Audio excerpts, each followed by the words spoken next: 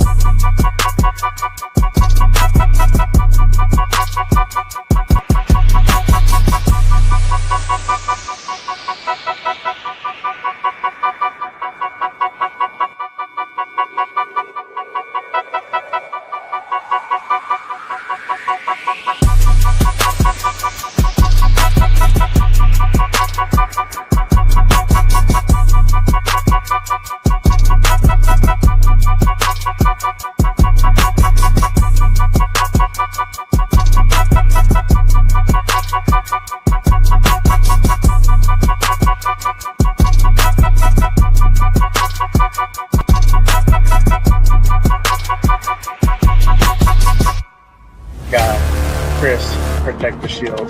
Good morning, brother. How you doing? My God, Lunatic Raider Legions. What is good? We on? Oh, hey! We on. None other than Mr. Fist, bringing none other than our guy, Joe Moore. Bring out none other than the Violator, Wayne Aubrey. Bring out none other than the notorious Mitchell.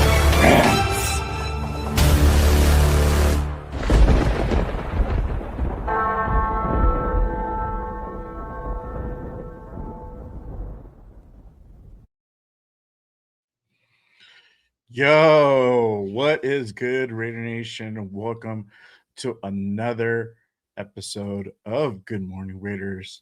You already know I'm your host. I am Jay Raider. Appreciate you guys pulling up and tapping in. Combine Day is here for sure. Real quick, if you guys haven't done so, make sure you guys go ahead and check in, hit that like, hit that subscribe on this channel. It does to go ahead and so help to go to the channel and support the show. Appreciate you guys pulling up. We got a long show to go ahead and do today. We're gonna go ahead and go over a lot of prospects, a lot of stuff. This is the third day of the combine, so we already had day one with the defensive line, D tackles, linebackers. Yesterday, the D backs were on display and the tight ends. And then today is quarterbacks, receivers, and running backs. So we're going to go ahead and talk about that. We're going to talk about the last 2 days. We're going to talk about today as well. Jeremiah Love just ran his 40. I didn't get the time on it. Trying to get everything going on the show. But we'll go ahead and discuss that and much more today. We are in the market for a receiver and a running back. Maybe even another quarterback, depending what your take on it, what your opinion is on the number one overall pick. We'll go ahead and go over that as well. So real quick, before we go ahead and get into it, you already know, can't start off this show without acknowledging my peeps in the building. Real quick, shout out to Jack in the building. What is good, my guy? Appreciate you pulling up. Salute. Tanner Jack in the building. What is good? Tanner's already talking about Maxx. All right. We'll go ahead and get into all that. iPanda, what is good, my guy? Appreciate you pulling up. Salute. Let's see here. Ja in the building. What is good, my guy? Appreciate you pulling up. Salute. My guy Anthony in the building. One of my mods here at Just Raiders. Salute, brother. Thank you for pulling up. Let's see here. Bishop in the building. What is good? Shalom, brother. Let's see here. Demokes, the great and powerful Demokes has pulled up. Salute, brother. Thank you for pulling up. Appreciate you. And, of course, my guy, Jason Downs in the building. Salute. We're gonna go ahead and get into the D-backs and all that. Salute, salute. All right. Nah, no, it did not sound like D-backs, bro. All right. We got some business to go ahead and go over real quick before we get into the meat and potatoes and my special guest will go ahead and join us in a few minutes. But let's go ahead and kick this thing off. We're going to go ahead and go over the latest news that literally happened just over 24 hours ago. Raiders go ahead and hire their next coach. They went ahead and hired Nick Holtz as their offensive pass game coordinator. Nick Holtz was with the Raiders a while back, and his return um, is pretty significant. Really helping to go ahead and bolster up this potentially very exotic, very high power offense that we're looking to go ahead and really put together over the next few seasons. Let's see here. So Nick Holtz was with the Oakland Raiders back in 2012. Um, and I believe he was here also um, in 2015 and to about 2021. So he's been connected with the Raiders for a pretty long time. In some way, shape, capacity, going from offensive quality control coach to assistant wide receivers coach, um, you know, and so on and so forth. So his latest stint was last year with the Titans. He was over there with them, and we saw kind of what they looked like. They had some struggles over there, but he's back now with us. So um, you guys let me know what you guys think about this hire. Are you guys for it? Do you guys like it? Or are you guys a little bit about the fence about it? But this again, Raiders going out and hiring uh, Nick Holtz as their offensive pass game coordinator. All right. So let's see here. All right, we got a pretty good show lined up for you guys. We're going to be going through the combine. Right now, Robert Henry is doing his 40. He had a 4.4. I'm sorry, 4.55 in his 40. So you got a couple of other guys doing the 40 right now, and we'll go ahead and go over that. Obviously, we can't go ahead and show the stream, but we're gonna be if you guys are watching on the NFL or wherever, follow along with us. We'll go over that. Hope you guys got your coffee this morning, whatever gets your mind right. But again, appreciate you guys pulling up and rocking with us. All right. Let's see here.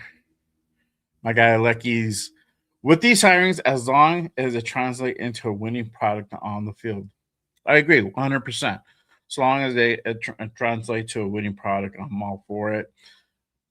You know, whatever that looks like, man. Again, you know, this year we gotta we can't have too many expectations as far as win or losses. It's still not gonna look completely pretty. It's still gonna look, you know, I don't want to say awful, but it's gonna look like a better product from last year, right? We're probably gonna get a couple more wins. Um, but again, we're just setting the table, getting the building blocks together to go ahead and put something together that's viable, that's that is that is a winning product on long term as opposed to something within the short term. And I'm talking about short term between 1 or 2 seasons. So that means this season, next season. So we're looking in the long term basis. So you know, some of these hires they might not get it right first year. And like I said that before in previous shows, there might be some hires and some guys might be potentially let go, but the amount of dudes that get let go might be one or two dudes as opposed to getting rid of the whole coaching staff or half of the coaching staff like we just did, right? We're in a total rebuild. So we're not going to go ahead and get it right. But, it's going to next year, this is going to look completely different. I think we're going to go ahead and really be all in, all in focus as far as, not having to worry about building out a coaching staff. We can go ahead and um, prepare earlier for the draft, for the combine, for free agency, all that stuff. You're not having to go ahead and multitask and be at the combine and also trying to figure out your coaching staff. So next year it's definitely gonna even look a little bit better for sure.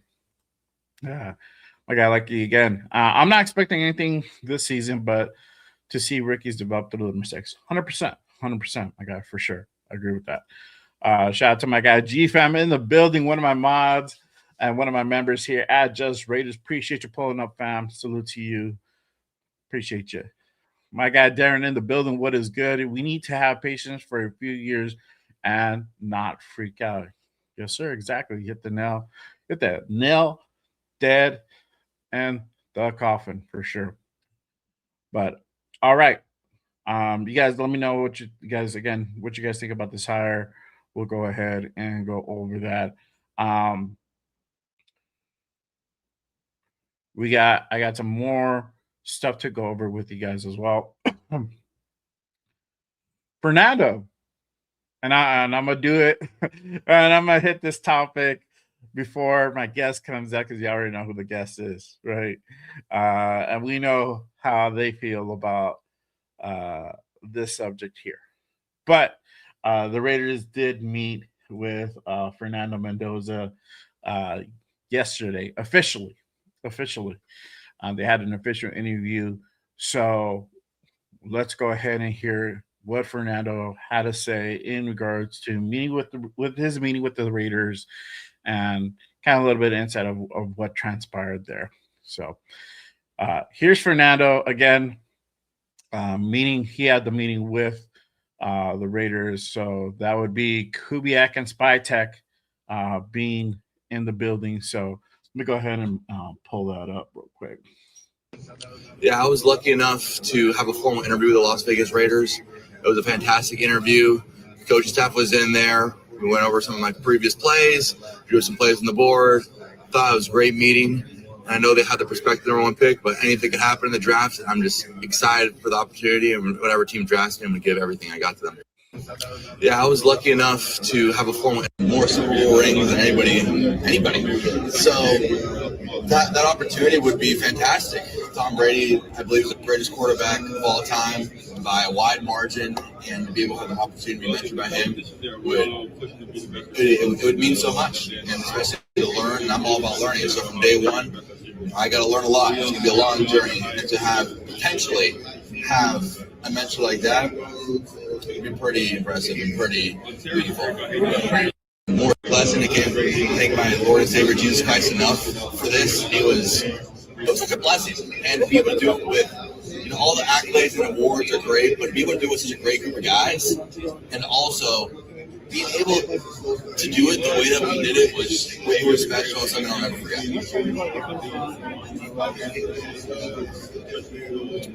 I believe with an NFL franchise, to lead it, you need equity, and you need two things to build equity. You need one to play well, and so that's where all my focus goes into football. If you want to lead, you first got to play well, and then second, it's having the respect of your teammates, your work ethic, through your leadership, through your tenacity, the way you respond to mistakes. And so those are all things I'm looking to work on. Fernando, I know that you have said about Tom Brady with respect to operation. When you consider the possibility of being mentored by him, yeah, I mean, who hasn't admired Tom Brady? Guy has. Blessing again. All right. So, Fernando, there you go. There you have it. Fernando met with the Raiders. Got to talk to Tom Brady briefly over the phone. And y'all heard his take on on Brady. Obviously, with this is known as facts. Obviously, he has a great admiration for Tom Brady and everything he's done, all of his accolades, and he would consider it an honor and a privilege to go ahead and be mentored by Tom. So, what are y'all thinking? How y'all feeling? In regards to Mendoza officially getting down the first interview with the Raiders, they'll have another interview, I believe, in a few weeks. I think it's uh, for their 30-day. They'll have another actual formal meeting again, but now you had Fernando and Kubiak officially meet, talk about the ball. Obviously they went over some plays to kind of go ahead and get a real feel about his football IQ and football knowledge. And in person, obviously it's well known this kid is pretty damn smart, but it's different to go ahead and really feel and see a person in front of you as over watching a video and whatnot. You really get you can really go ahead and really dissect and pick their brain in regards to certain schemes. And you heard Kubiak earlier this week saying that you want to go ahead and kind of get their knowledge to see if if these guys are going to be coachable. They're going to be bring them in for 3 or 4 years. They want to, you want to see if these guys are able to go ahead and get a sense of get their sense of direction. Are they coachable or are they teachable? Are they able to go ahead and really put in the work to go ahead and make this thing really happen and really work? I mean, we all know, and it's pretty documented about Fernando Mendoza's work ethic. It's the bar is set very high. To the matter of fact, this kid actually showed up a little bit early to his presser, which is crazy. Most of these guys are like super late, showing up on their own time and whatever. And this kid was literally there, not only on time but early, which is great. Which speaks volumes because it's just the type of dude. The character is definitely there. It shines. So I'm definitely excited to go ahead and see him in the silver and black. And we know that most likely he will be the pick come in April for the draft. Again, I've said it before, time and time again.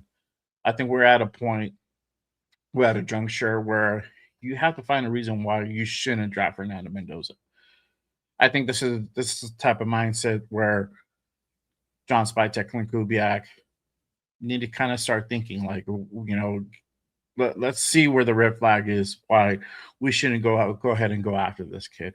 Is he really not going to be a good fit in the system? Is he not going to be able to go ahead and get what we're trying to implement? Or is he a guy that's not coachable, a guy that could potentially present certain problems in certain scenarios, because of X, Y, and Z, right? So all that has to kind of be taken into account. And, these guys are going to do their homework. But, I spoke to someone the other day on Instagram.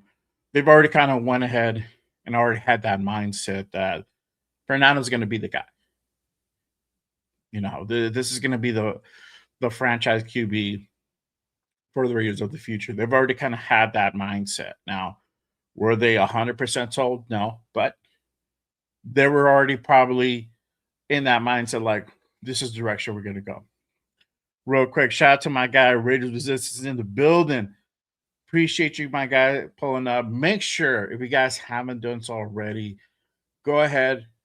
If you're on Twitter, go ahead and go on to Raiders Resistance. Give them a follow. If you're on Instagram, you have an Instagram account, go ahead and give my guy a follow.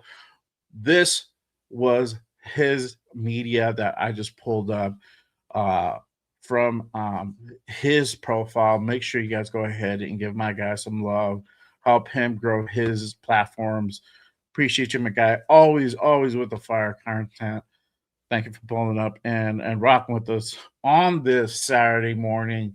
hopefully you guys having a beautiful Saturday morning wherever you guys be at, and rocking with us on this Combine Day. All right. So, again, right now it is the running backs out on the field that we're doing their 40s.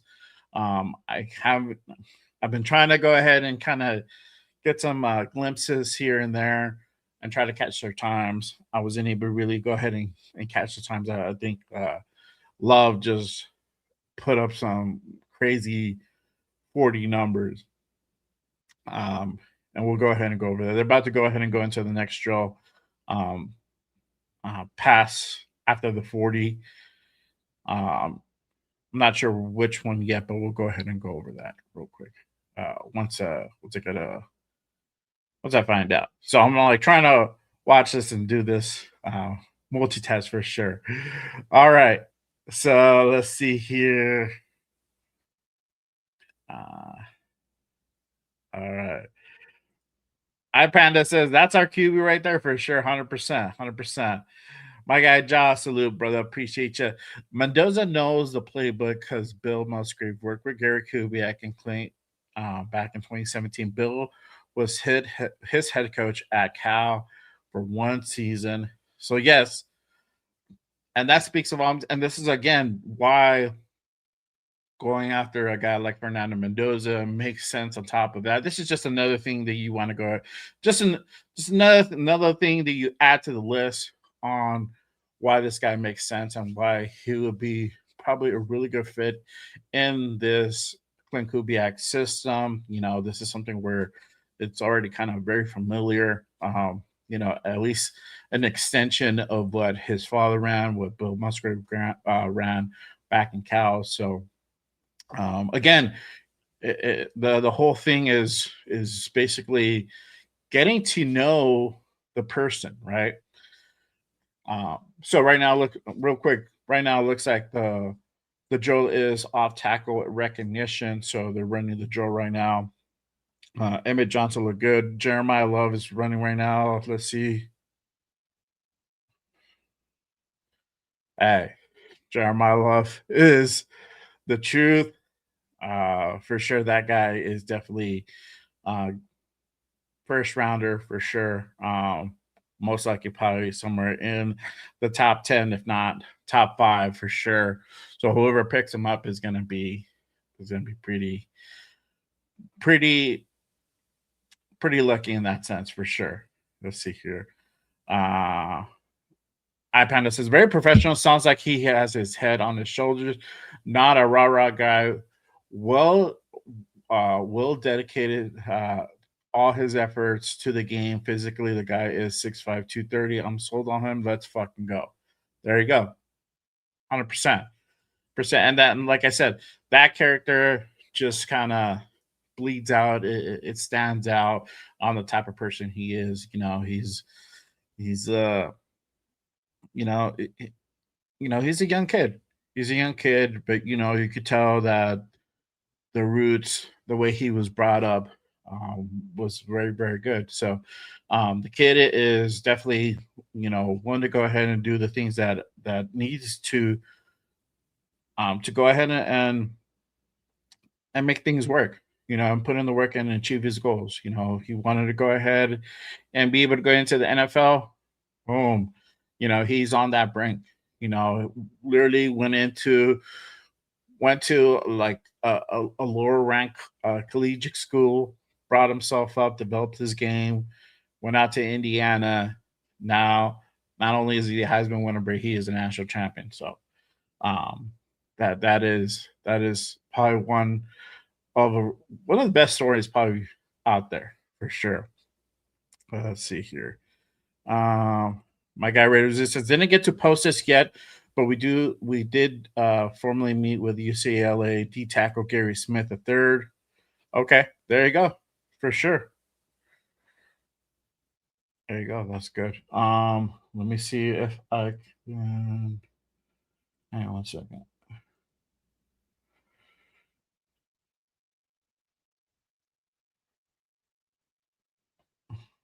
Okay. All right. So, my guy G Fam, We should have never, ever, ever, ever, ever even think about not drafting Fernando Mendoza at number one overall. Don't overthink it, Raiders. Let's get our QB of the next 10 years. Facts, bro. And this is the thing, man. And shout out to my guy, Afakasi Raider. He was on with Jeff Showy last night. They kind of briefly talked about that. You know, you gotta take the chance. You gotta take the chance. And this is the thing, and this is what I've said, what I put out in the chat. You know, Fernando Mendoza is not Jamarcus Russell. These are two different individuals, two different work ethics, two different mindsets. You know, the skill sets are even different. So you can't compare these two guys. You know, nothing's ever guaranteed when it comes to the draft. Some guys, you know, they get picked high, they don't work out. Some guys get picked high and they do work out. Some guys get picked lower and they just become superstars. It just happens that way, right? There is no one clear formula to go ahead and get these things right, but you can make educated decisions. Not a guess, but the educated decision. The educated decision and looking at all the film that is out there with Fernando Mendoza, having a year that he did, overcoming adversities in game time situations like he did, that goes to show you that this guy is probably going to be the best fit for this team, right? Nobody's perfect. And let's get this thing straight. Nobody is perfect. There's no perfect QB out there, right? All these guys need some type of either refinement, whatever you want to call it, in some way, shape, or form. They will go ahead and do that once they get to this level, right? It will happen either on the field, in training camp, or whatever. It will happen. But we need to go ahead and first get these guys in the building. That's just the way.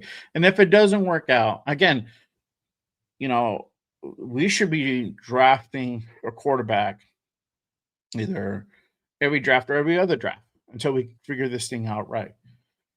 You know, we know that Aiden O'Connell now is on his final year of his rookie deal. Don't know what the future holds for him. Most likely, I don't see him in the Raider uniform in 2027. It could be a different guy, for all we know, right? Supposedly, the QB draft class is going to be big, depending where we're at. We're going to either get a guy in the later rounds, which we should, and I'm talking about 2 or 3, not the 6th round, right? And get a backup QB, or at least get the QB that could eventually take over if Fernando doesn't work out, if he gets injured. Just different scenarios that could happen. We've had that happen to us. We don't have the best luck in the world. So you always got to be prepared, right? So just putting that out there for y'all. You know, just that's my take on the whole Fernando situation. I feel like he's the best fit. If we do trade out of the first, we trade out of the first. I'm not gonna be, you know, throwing my TV out the window, my computer at the door. It's just gonna be like there was a reason why we elected not to get Fernando Mendoza, and I'll be more curious what that reason was, what they saw, and then just keeping an eye out during the season, see his performance on, you know, what he becomes if he goes to another team. So yeah, shout out to my guy. We the people in the building. Salute, salute. Appreciate you, my guy. Let's see here. Alex in the building. What is the deal, my guy? Salute to you. Appreciate you pulling up. All right. Let's see here. All right, we're gonna go ahead and get into the rest. Shout out to my guy SoCal Sal in the building. What is the deal, my guy? Appreciate you. All right, they're already asking. They're already asking for the guest. Is the guest ready? Okay, almost. Give me a thumbs up whenever you're ready to go. All right. Let's see here. Let me pull up another one. GFAM, is there any good fullbacks coming out of college? The fullback class, bro. I think that's a dying breed, bro. I think what we're gonna have to do in that aspect and that for that position, you might need to go ahead and kind of do a hybrid role, right? I've heard this where you go ahead and set up a hybrid guy, a hybrid fullback, like a tight end, line up in a fullback position. That could be it in certain scenarios. Obviously, we saw the Seahawks do it this year, having their tight end line up as fullback. So that could be another thing. Obviously, we drafted a D tackle that can also play fullback. So that's another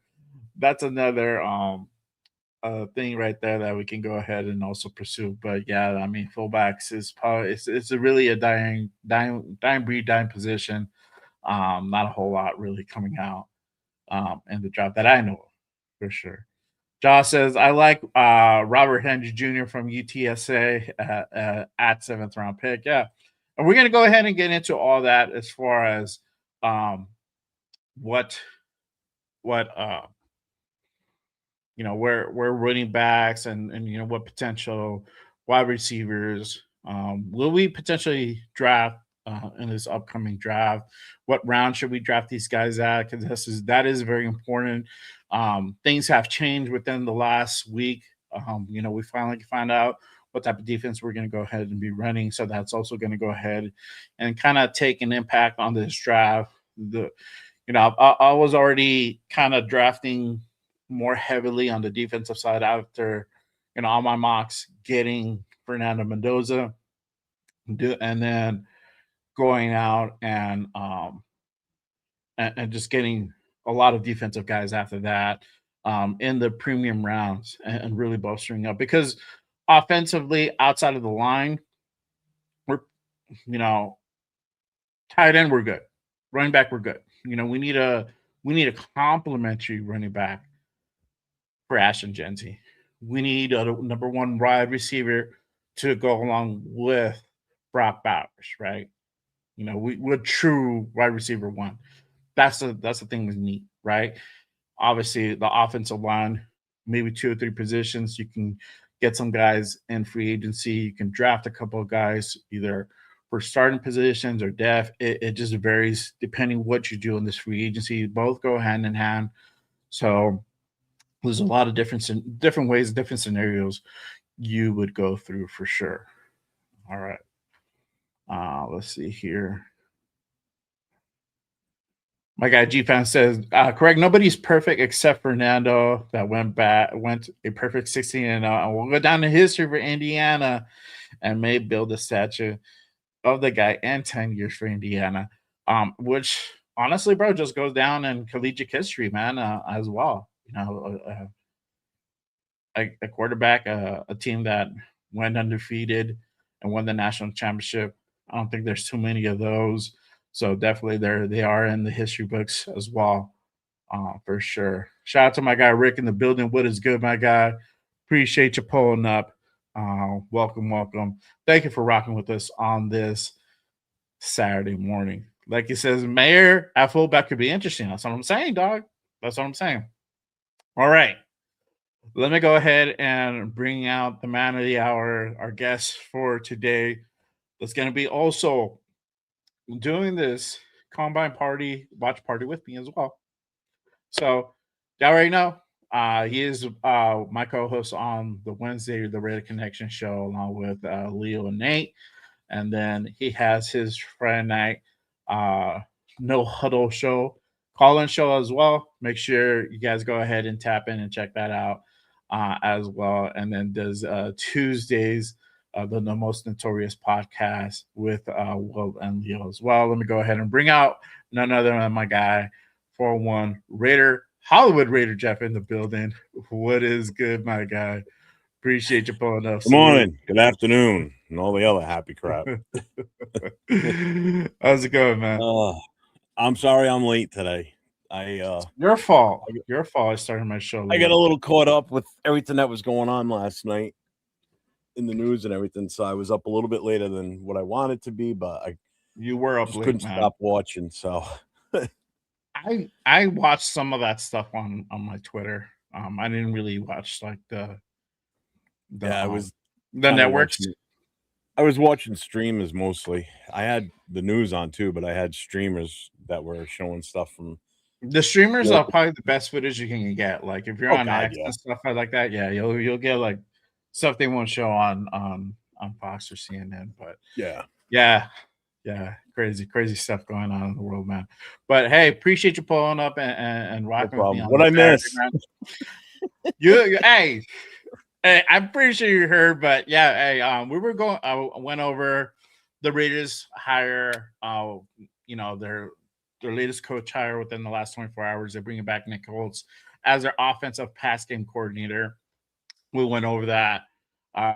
What are your thoughts on Nick Holtz? Obviously, he was here during the Oakland Raider days, the later 2010s, all the way up to I think 2021. He was here. Was his last stint with us here. So he has some history here with us, doing different positions as quality control coach, wide receivers coach. What are your thoughts on bringing back Nick Holtz as a pass game coordinator? I don't know, because I'll tell you what, I don't remember him when he was here with us. Because So he that's was how a much of an lower impact. lower. Yeah, that's how. Yeah. Well, he's a lower coach. So you're not really gonna. Those dudes don't stand out a whole lot unless their No. names come up like repeatedly. But yeah, I mean he was here with us, a while back. Different regimes, obviously, but has some experience around the league. He was with Jacksonville in 23 as their pass game coordinator, and he was actually recently the Tennessee Titans offensive coordinator last year, uh, doing the thing over there. So a familiar face for Raider Nation, but uh, I think this is a Well, solid hire. kind of familiar, I guess you would say, because like I said, Yeah, I don't. And he was here not too long ago with us. 2021 was his last year yeah, here yeah, with us. 2021 was the last stint with us. So Assistant wide uh, receivers coach. I'm just looking through him real quick to see. So I guess he's got ties with Bill Callahan from Nebraska. Let's see. After 4 years at Stanford, he became the office. All right, so he went right from Stanford to us in yeah. 2012. So John, appreciate you pulling up, my guy. So who was he with? He was with Jacksonville. In the pros, he was with Jacksonville, Tennessee. Shout out to my guy Raider Ryan, real quick. All right. My mods here, one of my members here at Just Raiders. Appreciate you pulling up. Salute. There you go. This live is officially sponsored by Dunkin'. I wish, bro. I need that. Yeah, Dunkin' really. in my Me life. too. Trust me. Get the donuts and the coffee in, bro. All day. Give me that card. You know what? I mean, I'm looking through here. He was the offensive coordinator in Tennessee, you said, and I see it. So he was there for the 2024 season and the 2025 season. So he was there for Vrabel's last year. Yeah. And he was there for this past season. Hopefully he works out with us. Well, I mean, the guy has some talent because you could see. Yeah, no, I'm not saying he doesn't. Yeah, you can see the progression from Jacksonville, where he got the nod as getting his first stint as pass game coordinator, then getting elevated to offensive coordinator and running with the Titans for 2 seasons there. He was 2 seasons there, so Yeah. it's just the whole situation with Tennessee, their ownership, the way they kind of run their shit is but before this has not looked good as well. They were very in line to the troubles that we're having here. So, trying to get certain personnel drafting right has not really worked a whole lot out of the favor. Obviously, one of the biggest splashes was Cam Ward. Their defense looked better this past season. There are a couple guys out there, but yeah, I mean, you can only do so much with some of the guys you got out there. But yeah, I for me, I'm cool with this hire. Let's see, obviously, how it works out. It's still going to be heavily influenced, and he's going to have really his hand in it. But like you heard him from when he got hired, putting all this thing together, he doesn't do it alone. It's a collaborative effort. Um, you know, from Yeah. multiple people. You can't do everything yourself. Um, so obviously, and like I said, there's going to be some guys that may not fit this year. May not necessarily be here next year. And I'm talking about like lower level coaches. But it's different letting go of one or two guys as opposed to letting go like half of the staff, replacing majority of the staff like we just did this year. So Yeah. completely two different things. This next season coming up is going to look even different. It's going to be better because we're going to have a lot of guys still here in the building. We're going to be concentrated more on this draft, on this combine, on free agency. You're not having to go ahead and go to the combine and try to go ahead and figure out your quarterback coach or your pass game coordinator. Like you can just strictly focus on the task at hand and just really, start working towards building something where you're going to go ahead and get wins and make a run. That's what you Yeah. want to go ahead and do. So yeah, shout out to Rafa in the building. What is good, my guy? Appreciate you pulling up. Salute. Let's see here. All right. I did the Fernando thing. Raiders met officially with Fernando, and we went ahead and put out that presser. Talked about my take on Fernando.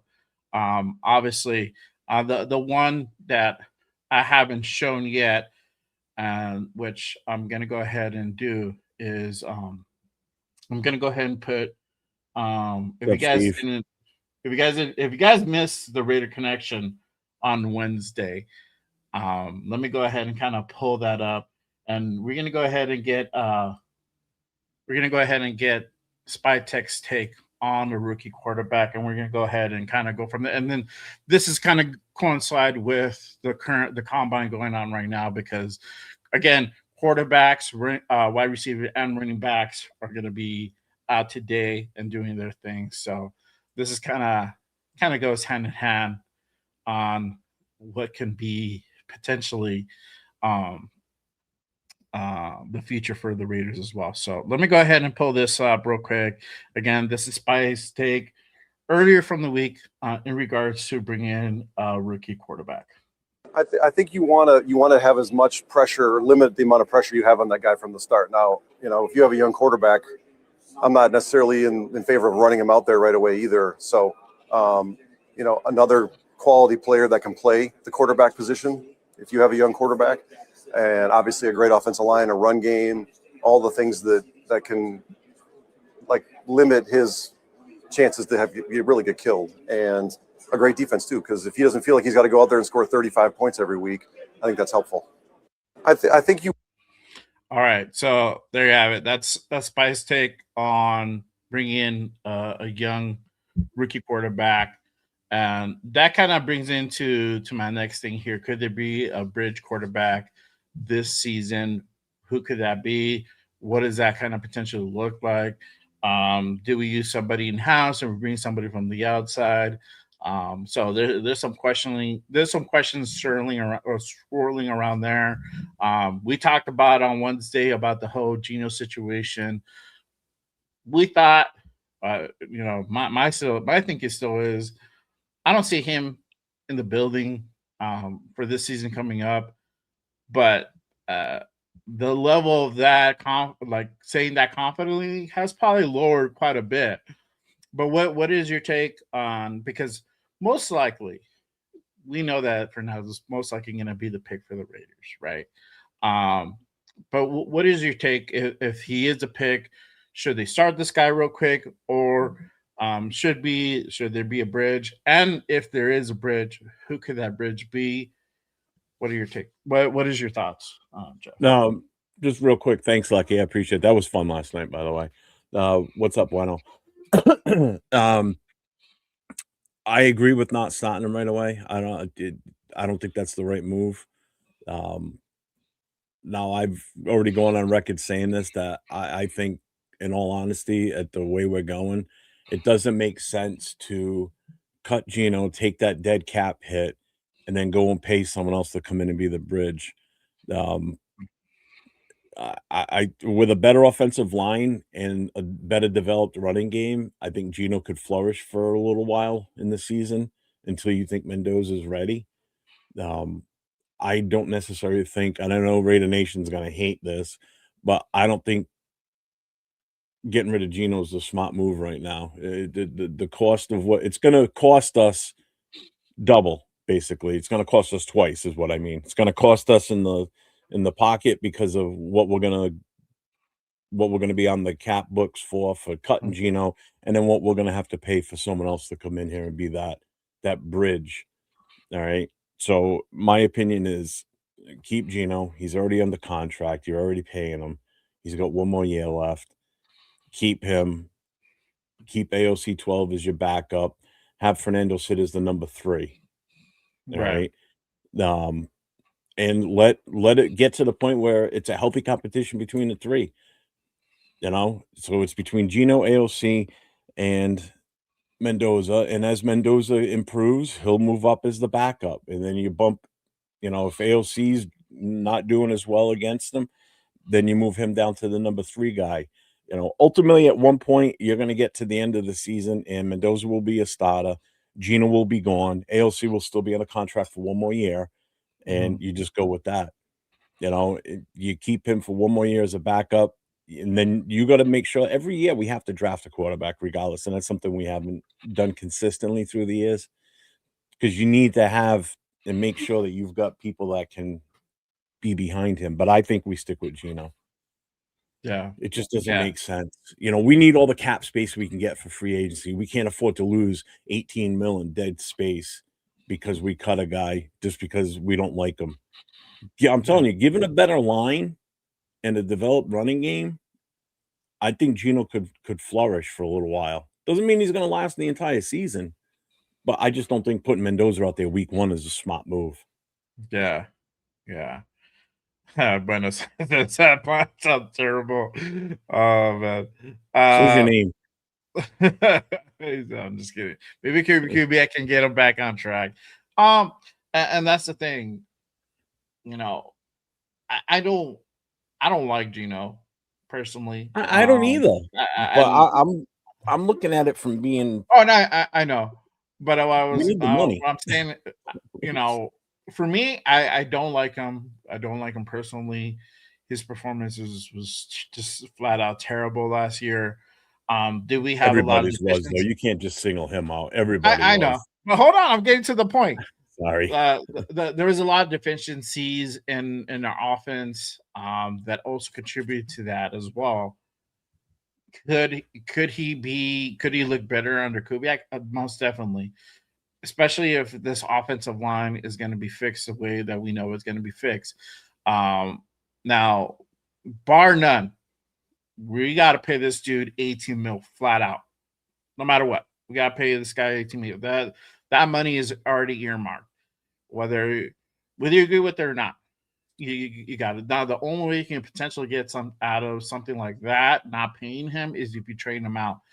And at this point, I don't think there's any team out there that would go ahead and trade for Geno Smith currently. So what do you do, right? My thing is this, that I've said that maybe we should get rid of him, because you don't want to go ahead and risk poisoning the well. And there's a lot of bad feeling, a lot of bad blood between Raider Nation and Geno, right? Geno was not happy to be here, and even probably extends into the locker room. We saw a little indications of that during the season. Certain scenarios where he would get knocked down. You don't have guys out there running to help him get up. We've seen that. So, we've seen him get into arguments with other guys out there as well. So, I don't know exactly what the locker room's feeling is towards him. I don't think it's as bad as how we feel that it is. But on a financial, looking at it from just a black and white financial standpoint, it makes sense to keep Gino, right? Because what you would do essentially, so let's say you do cut him, right? Let's say you cut him, you're going to go ahead and get hit for the 18 mil. You don't, he's technically slated for 26, but if you cut him, it's 18. You save 8, but then you have to go out and get another quarterback, right? Unless the scenario is that you're going to cut Gino, you're going to run with AOC to start half of the year, majority of the year, the whole year, whatever that looks like, right? Then that's something that could make sense. You're still losing money. You're going to lose money regardless of the fact, but that makes something that makes more sense. Now, if you go out and get like a guy like Kirk Cousins, or you get a guy somewhere in the ladder trough down, you're going to spend anywhere from 15 to about $30 million. So now, not only have you lost 18, you're going to be in the hole for another 15, 20, potentially 30. So you're spending about close to about 48, 50 million just to go ahead and replace your quarterback for a guy that you've already drafted at number 1, that you plan to go ahead and eventually start either the latter half of year 1 or in year 2. So your guy is not going to be here that long, whoever you draft. So in this sense, it makes sense to go ahead and keep a guy like Geno Smith financially. And this is the thing that also we're gonna put it out there, is that you keep Geno. You don't have to keep Geno for the whole year. If he starts playing better, if he starts looking better, you can go ahead and be able to sell a potential trade later down the season before the deadline and get potentially a 6th round pick, maybe even a 5th. At this point, we'll be happy even if we get a 7th round pick, but there's not really anybody that would trade for Geno, and this is the matter of the fact, right? And especially if you're letting teams know that, hey, we're going to go ahead and release this guy, teams are just going to go ahead and wait you out until he actually gets released, and they can go ahead and pick him up on a cheaper contract. They don't have to pay him the $18 million a year. So, or whatever the going rate he's going to be charging, right? It's probably going to be less than that. They're probably going to be able to get him for 10, 7, whatever, as opposed to paying 18. So either way, like financially, it doesn't make sense to let go of Geno Smith. And this is kind of a bad deal that was done by the previous regime, that we're kind of a little bit having our hands kind of essentially tied to, right? There's not too many options that we can go ahead and do in this scenario, which sucks. So I'm looking at the chat. We're gonna go ahead in the chat. What do you guys think about this? What do you think about this issue with the scenario of potentially keeping Geno Smith? Do you keep him, try to trade him, later on in the season, have him start, kind of be your potential bridge for, a few games, 6 games, 8 games, and then eventually find a trade partner, trading him out? Do you go ahead and keep him for the whole year? What is everybody's take on this? Let us know down in the chat and the comment section as well, if you guys are going to go ahead and watch the replay later on today as well. So let me go. I starred one. I don't want to read that one out loud yet. I want to go back to that one after the fact. Okay. All right. There. Yeah, I saw the star. Because that could be a little bit longer of a discussion. But I do want to address Bueno's, what he said, but we should just bench Geno for the rest of his contract. We're going to stop signing multi-year deals for trade. Here's the thing. I don't think his contract was that bad, though. Geno was only signed for 2 years with a 3rd-year option. That's not that bad for a potential starter for a year or two while we try and find our way with a quarterback out of the draft. So that's not that bad. If we would have signed Geno for like a 3-year guaranteed 4th-year option, or for 4 years, okay, that's bad. But for a 2-year deal, because nobody expected us to be like we were last year. So when you bring in a guy that's got talent, because Geno does have talent, he wasn't surrounded with anything to help him be better, basically.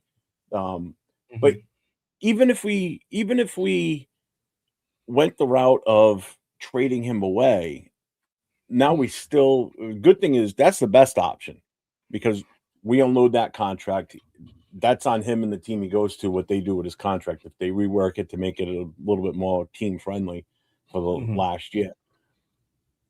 But if we just cut him and then go at it with AOC as the starter, we still need to bring someone else in. We still need to have that third QB option because you have to have an emergency backup, and we don't have that right now in this team. We don't have anybody on the practice squad. Everybody's gone. Pickett, that means we'd have to re-sign Pickett, and I don't think anybody wants to see that again. I know I don't. Right. And you're still spending money. Yeah, that's another year you're not accounting for. Exactly. Yeah. I'm gonna read this comment real quick by John. He said it's worth losing that money, especially with his negative attitude. So you're seeing that. I want to put that out there that some people are up for losing the money, and this is the thing that you also have to think about now. And you guys can make, and it's not me telling you like, oh, we should keep Gino. The thing is, you also got to keep in mind like all these things kind of affect and piggyback off of one another, right? So if you move off Gino, you're going to lose that 18 million, and then you got to go ahead and pick up another quarterback to go ahead and start. If you're not going to start Fernando right away, right? We don't know. I think they're leaning more towards sitting him for a bit or sitting him for the majority of the season or the whole season. That's kind of what the feel is a little bit. So now you got to get somebody to go ahead and replace him. If you go ahead and pick up even like a dude that's worth, like even a Malik Willis he's gonna be around the 30 mil mark. So 28, 27, 29, 30. It's gonna be 25 and up. That's another, that money that you would have spent on that quarterback, you could have spent on lineman. You could have spent on a wide receiver. You guys got to think. You guys got to keep in mind, or do a linebacker. That all this stuff makes sense, especially when we're trying to put this team, to be competitive again and build it the right way. Every little cent counts in that retrospect. It would be different if it was like, okay, we're gonna get like a $5 million cap hit.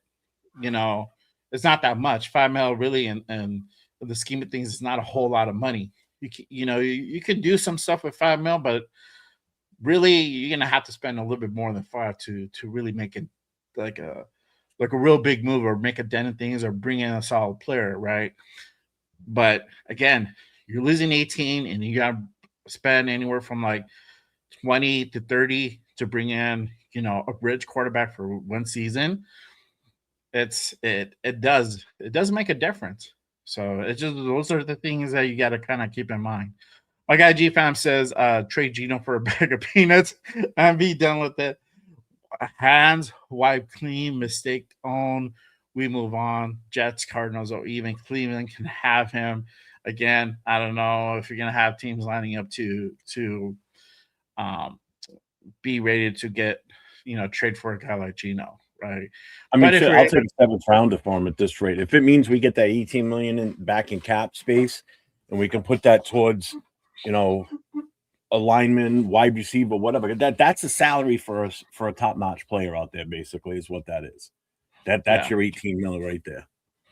So if that's a difference of cutting him and not being able to get that guy that you want because of the money, or allows us to put a little bit more money towards someone if we're in a bidding war for somebody and we know that the team has offered more money than what everybody else is going to go for, and we've got that extra money in the bank.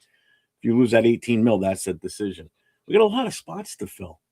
We need as much money in the account as we can. And that's what I think is getting missed here with all of this. We've got 21 free agents. We got to account for 21 players that are not going to be on this roster next year. So that's 21 roster spots we need to take care of, whether we bring some of those guys back or not. Some guys you're going to be able to spend real minimum amount. Like Bob and Moya, sign him, get him done, get him over with first. He's going to be on the cheap. He's going to be well under 2 mil. Get him done. That's one spot out of the way. There's plenty of other guys that we can look to bring back. Bring back Kuntz. Make sure Snowden's here. Hit these players that are going to have an impact also. Put your money towards those guys first. Yeah. And then, are we still going to be a player for Lindenbaum? I don't know. I honestly don't know. I don't know if it's going to be out of our price range now based on that. I think if there's a scenario where we go in all in on the guy in free agency, it's probably going to be Leonard Baum.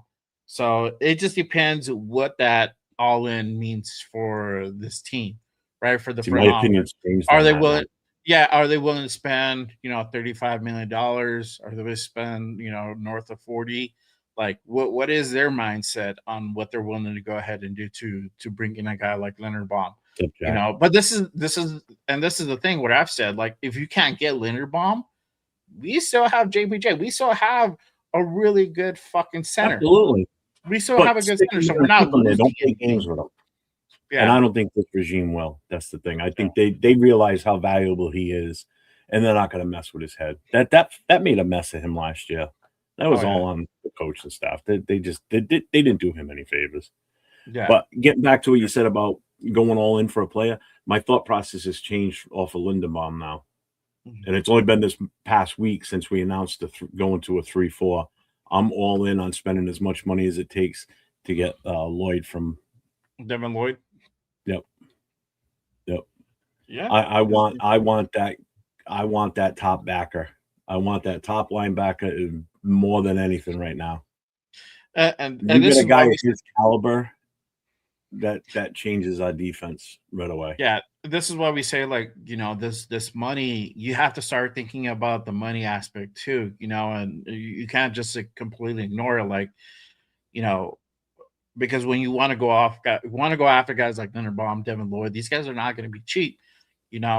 That means if you're in a scenario where you could get both of them, but that means what you're going to go ahead and buy after that, these guys are going to be lesser caliber. The talent's not going to be as high. So these are also things that you got to kind of keep in mind as well. I'm going to read this comment real quick by We the People. It says, Mendoza will not sit if we draft him. We don't know that. I mean, because he's drafted number 1 overall. Yes, normally you probably would think, hey, if you draft him at number 1, this guy should play, right? What this regime is kind of looking like, what they're thinking is that we might not want to throw this guy to the wolves yet. Now, if he goes out in training camp and OTAs and he's killing it and just throwing dimes and just slicing dudes up in the defense, and they feel like he's ready to go, that's a different thing. And this is why also maybe keeping a guy like Gino, you might want to keep, because if you go out and let him go and bring in another guy and performing really is as expected as advertised, and they want to go ahead and start him, now you went ahead and spent like $20 million, $25 million on a bridge quarterback that literally is going to now sit behind Fernando. So that's also another thing you got to kind of have to keep in mind as well. So I don't know, just putting that out there. You guys make your own opinions. I'm gonna read this now. Mendoza has Joe Burrow written all over him, but with more upside as of now. This is my thing. With doing comparisons with other pro guys. We don't know what the fuck they're gonna be. I hate doing the comparisons. I really do. I don't like giving comparisons to be honest, because I just don't know what this guy could be. Like, I can see what he is collegiately, and it's a different level from what it is on the NFL, right? Not everybody's on the same talent level, right? So I don't like doing these comparisons. I hate them. If I have to do a comparison, I wouldn't compare him to Joe Burrow yet. No. Can I make that assessment maybe like 4 games after he actually plays? We'll see, right? If the performance is indicative of that, okay, cool. But I honestly I don't like giving that. But go ahead, Jeff. I think it's easy to compare other positions. Quarterback is the toughest one to compare anybody to. You can say they might play with that style of play, or but to say that he's the next so and so coming out of college, like this guy's the next Tom Brady or the next Joe Burrow, and I don't know. We the people, I love you, brother, but I can't agree with this one. Not even close. Joe Burrow is still, as far as I'm concerned, still light years ahead of him. And again, this kid hasn't even played a single down in the NFL yet. So for us to even sit there and say that, I can't do that. But if we're talking about matching up, like you look at a linebacker versus a college linebacker and one that's already playing in the pros, you can I think you can easily match those guys up. Running backs, same thing. Quarterbacks is so tough because there's so many different mechanics involved. There's a thought process and how they process what they're seeing on the field. So I may process, if I'm say Joe Burrow, I may process things a different way than I'm seeing than he may, which would result in two different style plays. Quarterback is so tough to do that with. I think that's the one position you can't do that with, to compare somebody. Again, you could say he's got an arm like him, or he controls the pocket the same.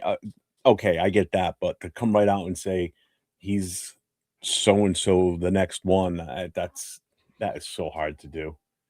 So hard to do. Yeah, for sure.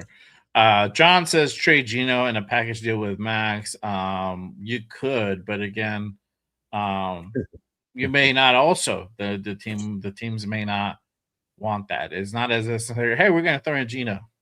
Pick up his contract too. It might be a harder situation to kind of finagle that thing in. You don't save money when you do release him. No, you're only saving $8 million. You're still losing 18, and you got to buy another guy. That's a problem. Tanner Jack, when you're flipping off the nation, it's time for you to go. I agree, bro. I agree, but this, in all honesty, I get that. There's two Yeah. sides to that too. There's it really. That's so tough, man.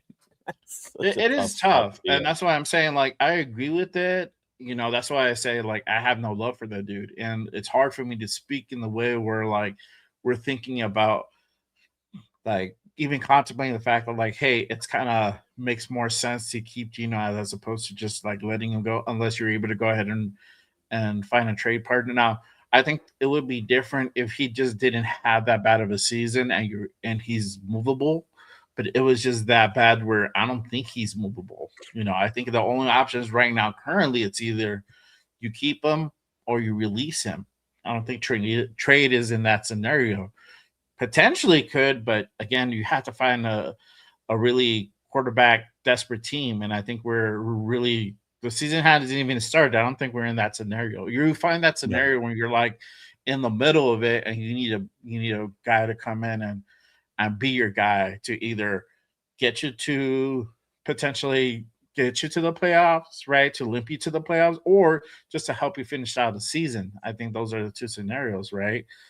So it's just that's what I'm saying. Like, I think this deal was not the best deal. This is Peter's deal. This is Pete Carroll's deal, all through and through, and the Raiders signed for it. Now we're kind of handcuffed. So it just depends on what Kubiak and Spytek really want to do. Now, if they release him, I'm not going to be mad at it. I'll be like, fuck yeah, goodbye. Don't let the door hit you on the way out. But if they do keep him, I'm not going to be mad at it either, because I see that part of it. Like, it makes sense in that aspect. Like, you could potentially trade Gino later on the season. So, I don't know. Let me ask you this. It doesn't. It's hard to swallow it, bro. It is. Yeah. My question now is, you might have heard this. I don't know if I don't think I have. Obviously, I haven't, because I'm asking the question. What's up, AR? Because Kubiak, when he got to Seattle, he got there before they traded away Gino to us, correct? So he went there with the okay. So he went there with the thought that he was going to be coaching Gino.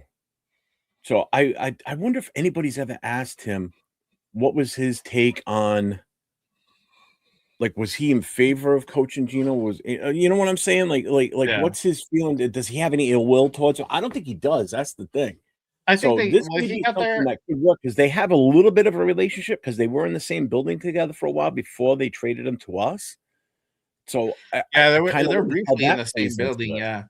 Yeah, this is the thing we just don't know. I don't know if the mindset was from the get-go that Snyder wanted to get rid of Gino. And that's a real question that we should probably be asking ourselves is like, did he really want to go ahead and get him out from the get-go?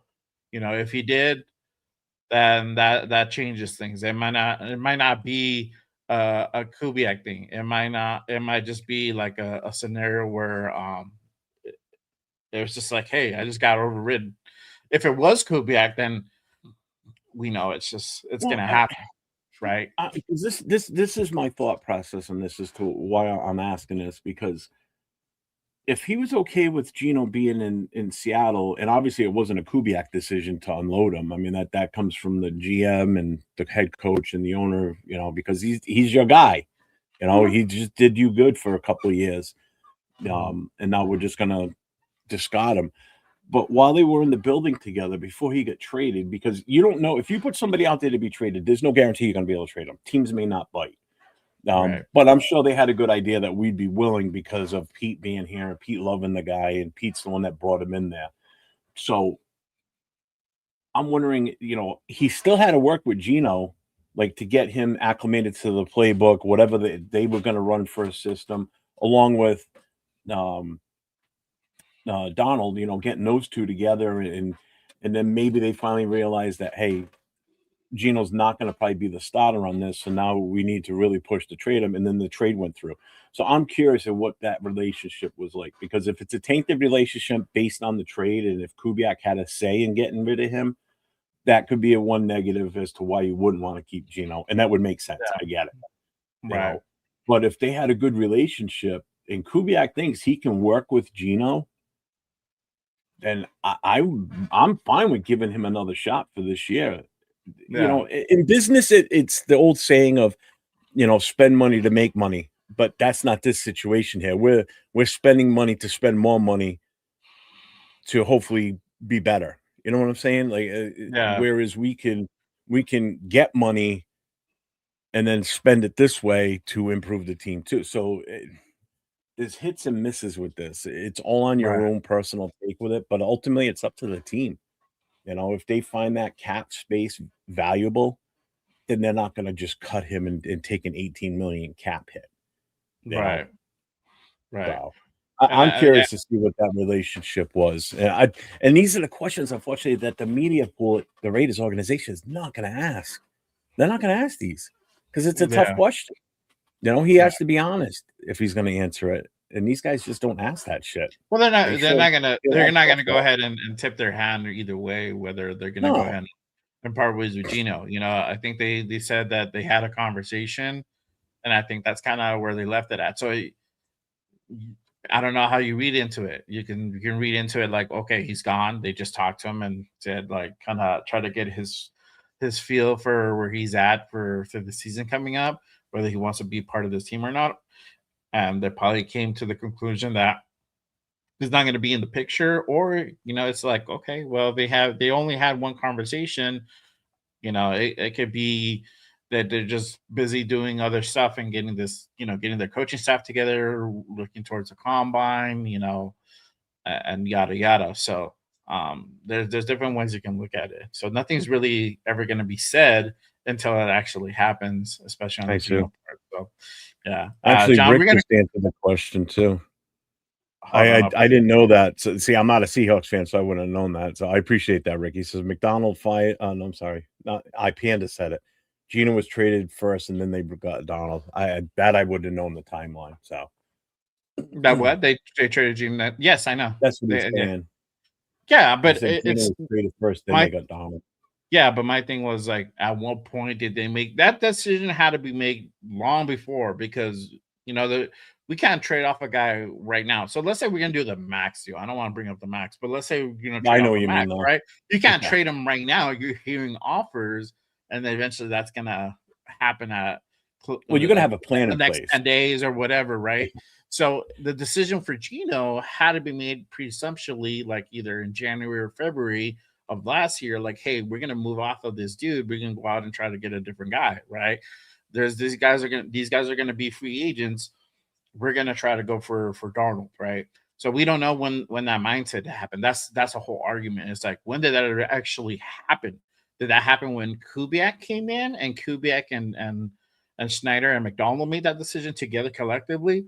Or was it like, hey, McDonald and Schneider already had made up their minds? It's like Kubi's, when Kubi came in, they're like, hey, we're gonna get your new quarterback. Don't worry about Gino. Like, who do you like? It could have just went down Or that way. it could have been a simple thing that Pete reached out to Seattle and said, "Hey, would you take a third rounder for Gino?" And then like, hell yeah, we would. Yeah. I don't even know what they drafted in the third round to make, what they got for value on that. I'd have to look that up to see what they got in value, if it was a bonus for them or not. I don't know, Yeah, for sure. Shout out to my guy James in the building. You already know James what Firpo. time it is, bro, for sure. Shout out to my guy James. Appreciate you, my guy. Salute to you. Let's see. Let me catch up a little bit on these comments real quick. Shout out to Jack in the building. What is good, my guy? Appreciate you pulling up. Josh says Trading Genie gives you 131 cap space. You Well, right now, even with the increase, I think we're projected at 87. I'm gonna go into all that. I don't think we get to 131. You got to move some other guys as well to get to that point. Let's see here. Put the money towards defense like Devin Lloyd or Alex Pierce, 100%. Let's see. John says there are not many players making big money on our most of them are young, and we can afford to eat that money. That's still money, bro. I mean, they are. I if you want to point, but yeah, if you want to get a quality lineman, it's going to cost you anywhere from like 18 to about $30 million. It's that price range around there, right? If you want to get if you want to get a guy who's kind of lower on the trough, lower down on the trough, then you're going to spend less, but then you can get guys like Alex Kappa. That's what you're talking about, so you got to keep these things in mind. Or even a defensive guy, the caliber is not, you're always diminishing talent and their market value for a certain reason. You might have some gems out there from guys who are potentially coming off of injury, but you don't know how really, if that injury's completely gone, they completely rehabbed it, they're still having some issues with it. Sometimes it's a mental thing where they had a big injury and they're trying to, come back, and sometimes that kind of plagues them, or they just had a bad year. Can we do this? Can we just put this in perspective? Yeah. Right? If you look at just the free agents for the Raiders alone, right, and you look at their market value right now, which is going to be the going rate that they're going to demand if they test the free agent waters, if we don't offer them a contract first. Yes, a few of them are going to drop in value. Like Kuntz is going to go from what we paid him last year, 11 mil. His market value is now 9.9. But guys are going up too. Like Eric Stokes, his market value is 7.3. He got paid 3.5. So there's a 4 mil increase. Landon Roberts, if he goes somewhere else or we re-sign him, he's jumped up to 4 mil from 3 mil. Parham, this one hurts me. If he got paid last year 1.2. Okay. If we re-sign him, his market value is 10 mil. Does that mean that's what we pay him? No, but either way, we're still going to be spending more money than what we paid him last year. Someone else that went up, I just saw too. Yeah, Darnay Holmes. If we keep him, he went from 1 mil to 2.4. Devin White, if we re-sign him, which we need linebackers, I mean, it is a possibility we keep him. He went from 1 mil to 2.8. Jordan Meredith. Now, this is one that everybody's saying we should possibly keep. He got paid $900,000. His market value now is 4.2 mil. So you add up these little bits of increases, that shit adds up. Who are you saying? Some of these guys are going to demand more money than what we paid them in the past. So it is going to cost us more in the long run. So we're going to be spending more money on re-signing some of these guys, and we're going to even more offset with Gino's $18 million hit cap, cap hit. Who were you talking about though? Who were you saying that was at just under $1 million and went up? Meredith. He was at 900,000. That was his market value last year. That's And what where's we he at paid now? him. We paid him $9 million. Uh-huh. His And market where value right now, he's a restricted free agent, is 4.2 mil. So he jumped up $3 million, basically. right. That's the thing. Some of these guys that are going on free agency that were just with us, they could potentially take a hometown discount. You know, they'll probably give us a hometown discount with whether it's $1 million here, 1.5, whatever, a half a million, you know, whatever. Possible, yeah. Eventually it will all add up. But you don't know that, right? I think like for like a guy like Eric Stokes, you want to probably try to come close to that number, right? Maybe a guy like A Rob, you can go ahead and let go, or you can keep, or you know, you can try to get it close to that number as well and see what type of discount he can give you. There's certain guys that you have to kind of evaluate and see which one you want to keep and try to see if you can go ahead and get them on a hometown discount. It So just can I just add, depends how they feel about the team and stuff. I'm looking at something else here right now too that I didn't even take into consideration till this very moment. What guys are we looking at that we'd be willing to cut? What are the names that we've thrown out there? That when we did that, keep them or cut them. The guys that are still under contract, but we want to cut them because we just don't want them on the team anymore. We would have to look at the roster completely to see who we would go ahead and want to cut. Here, let me pull this up. Because I'm looking at a list here, and this is gonna, if we do any of this, it's gonna cost us even more money now. Well, I'm on Raiders.com. I can pull up that list of the current roster unless you have a better one. Well, I'm looking at what would be a 2027 free agent, so they'd still be under contract for the 2026 season. But if we're talking about cutting these players or certain players because we just don't want them on the team anymore because they're not worth keeping, you know, perfect example, Kappa. Does anybody want to see Alex Kappa stay for another season? I know Darren said cut Kappa. What do we owe him this season coming up? I don't know offhand. That's what I'm looking at. That's why I'm asking the question, because there's another 5.5 mil that would be in dead cap. So now you cut Gino, you cut him. Now you're at 23 mil. You know, so that number's going to go up. Tyree Wilson, do we keep him one more year, or this will be his 4th year now? You know, he's a 6.2 cut.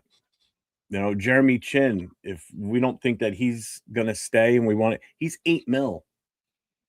You know, Trey Tucker, you know, now you're in the single digits. Now you're in the 1 mil and lower, or like 1.3 and lower. You know, so there's guys on this list that if we're looking at possibly getting rid of, like Aiden O'Connell, he's getting 1 million.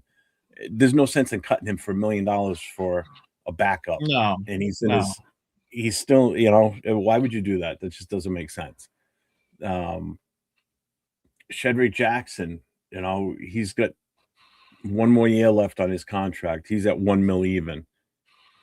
Let's see who else is on here that's any good. Dalton Wagner, 885,000. Lockie Tassi, 885. Lockie Tassi would not be one that we'd ever want to cut. You know, but there's guys that this shit would add up if we decide we want to cut some of these guys. So you have to keep that into mind too. You know, so it's not only just Gino, but you add up all these other ones that say we got to cut them. Well, O'Connell, so for example, O'Connell, I think it's because I'm on Spot Track, and here I can share it real quick. He's slated to get about just over 3.5, and that's just an estimate. Let me pull this up real quick. What, right now? For this season coming up, yeah. So, if you guys can see it here, this is Aiden O'Connell's contract. So it's an estimate for this season coming up. He's slated to get about just 3.5 million, and this is his final year of his rookie deal. So as you see, 2027 he's a UFA. So he's slated to get about 3 mil. So let's call it about 3, right? 3 and change. But it's still not a lot. It's still not a lot of whole grand scheme. See, his dead cap is lower though. His dead cap's only 100 because he got guaranteed up front. That's why. Yeah. And signing bonuses. So his cap hit is only 120. That's the other thing. You'd have to look at their what their actual dead hit. So actually, let me do that then. So let me go to Kappa. Yeah, so the dead hit, it'll be here on the parentheses. Parentheses If we were to indicate cut dead cap. Kappa, we'd be dead cap for $1 million even. All right, so it's not 5 mil. Yeah, hold on. I just passed them. All right, cool. So dead cap would be $1 million. Yep. $1 million. And he's slated to get 4.5 this season coming up. That's See, what Jeremy Chin, if we were to cut him, he's a 6.2 million cap, dead cap. Hold on, where's Chin? Not saying that we would, but I'm just putting that out there. If we cut Yeah. some of these guys get cut, just gonna cost us. Tyree, if we were to decide to cut him, 7.9 mil. Yeah, but that's a 7.9 mil, but he's only getting 1.1 for the season. For this season coming up. Well, it's all his signing bonuses and roster bonuses. Yeah. So this is Tyree's contract. And again, it's a rookie deal. And he's getting first rounder money. Do you see how much we have to pay him if we sign him to if we pick up his 5th-year option? Yeah, 14 mil. Mm-hmm. Which that time has come and gone. So we're not. At that point, we can release him or re-sign him at probably whatever we feel that next year. It's worthy. It's at the end of this season.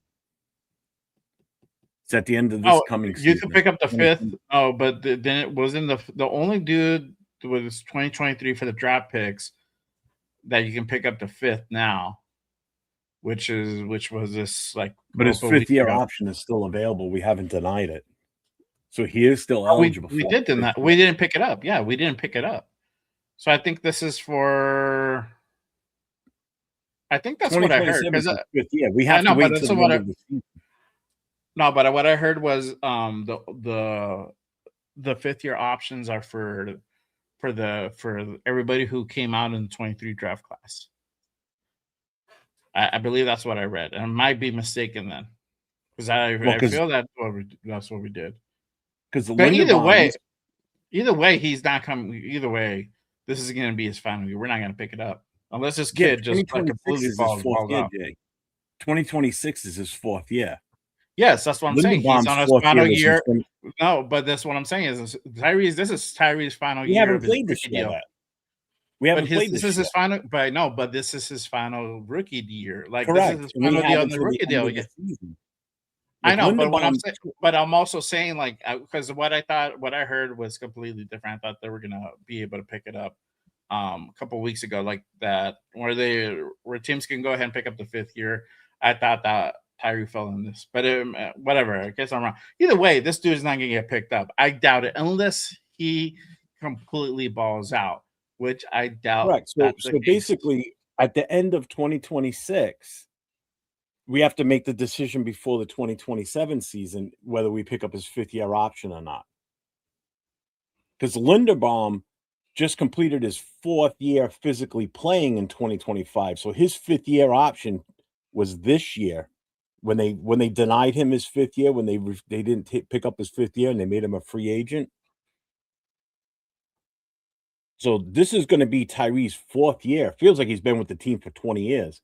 But this is 2026 is going to be his 4th year physically on the field playing. He's only played 3 full seasons.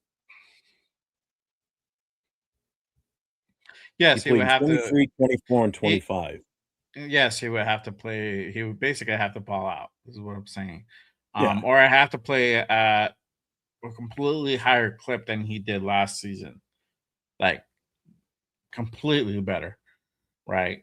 So I don't know. Whatever for Tyree, I think the jury's still out on him. Especially when switching out to this new defense, it could change things. Could it work towards his favor? Probably. But we'll know until the season starts on that one, unfortunately.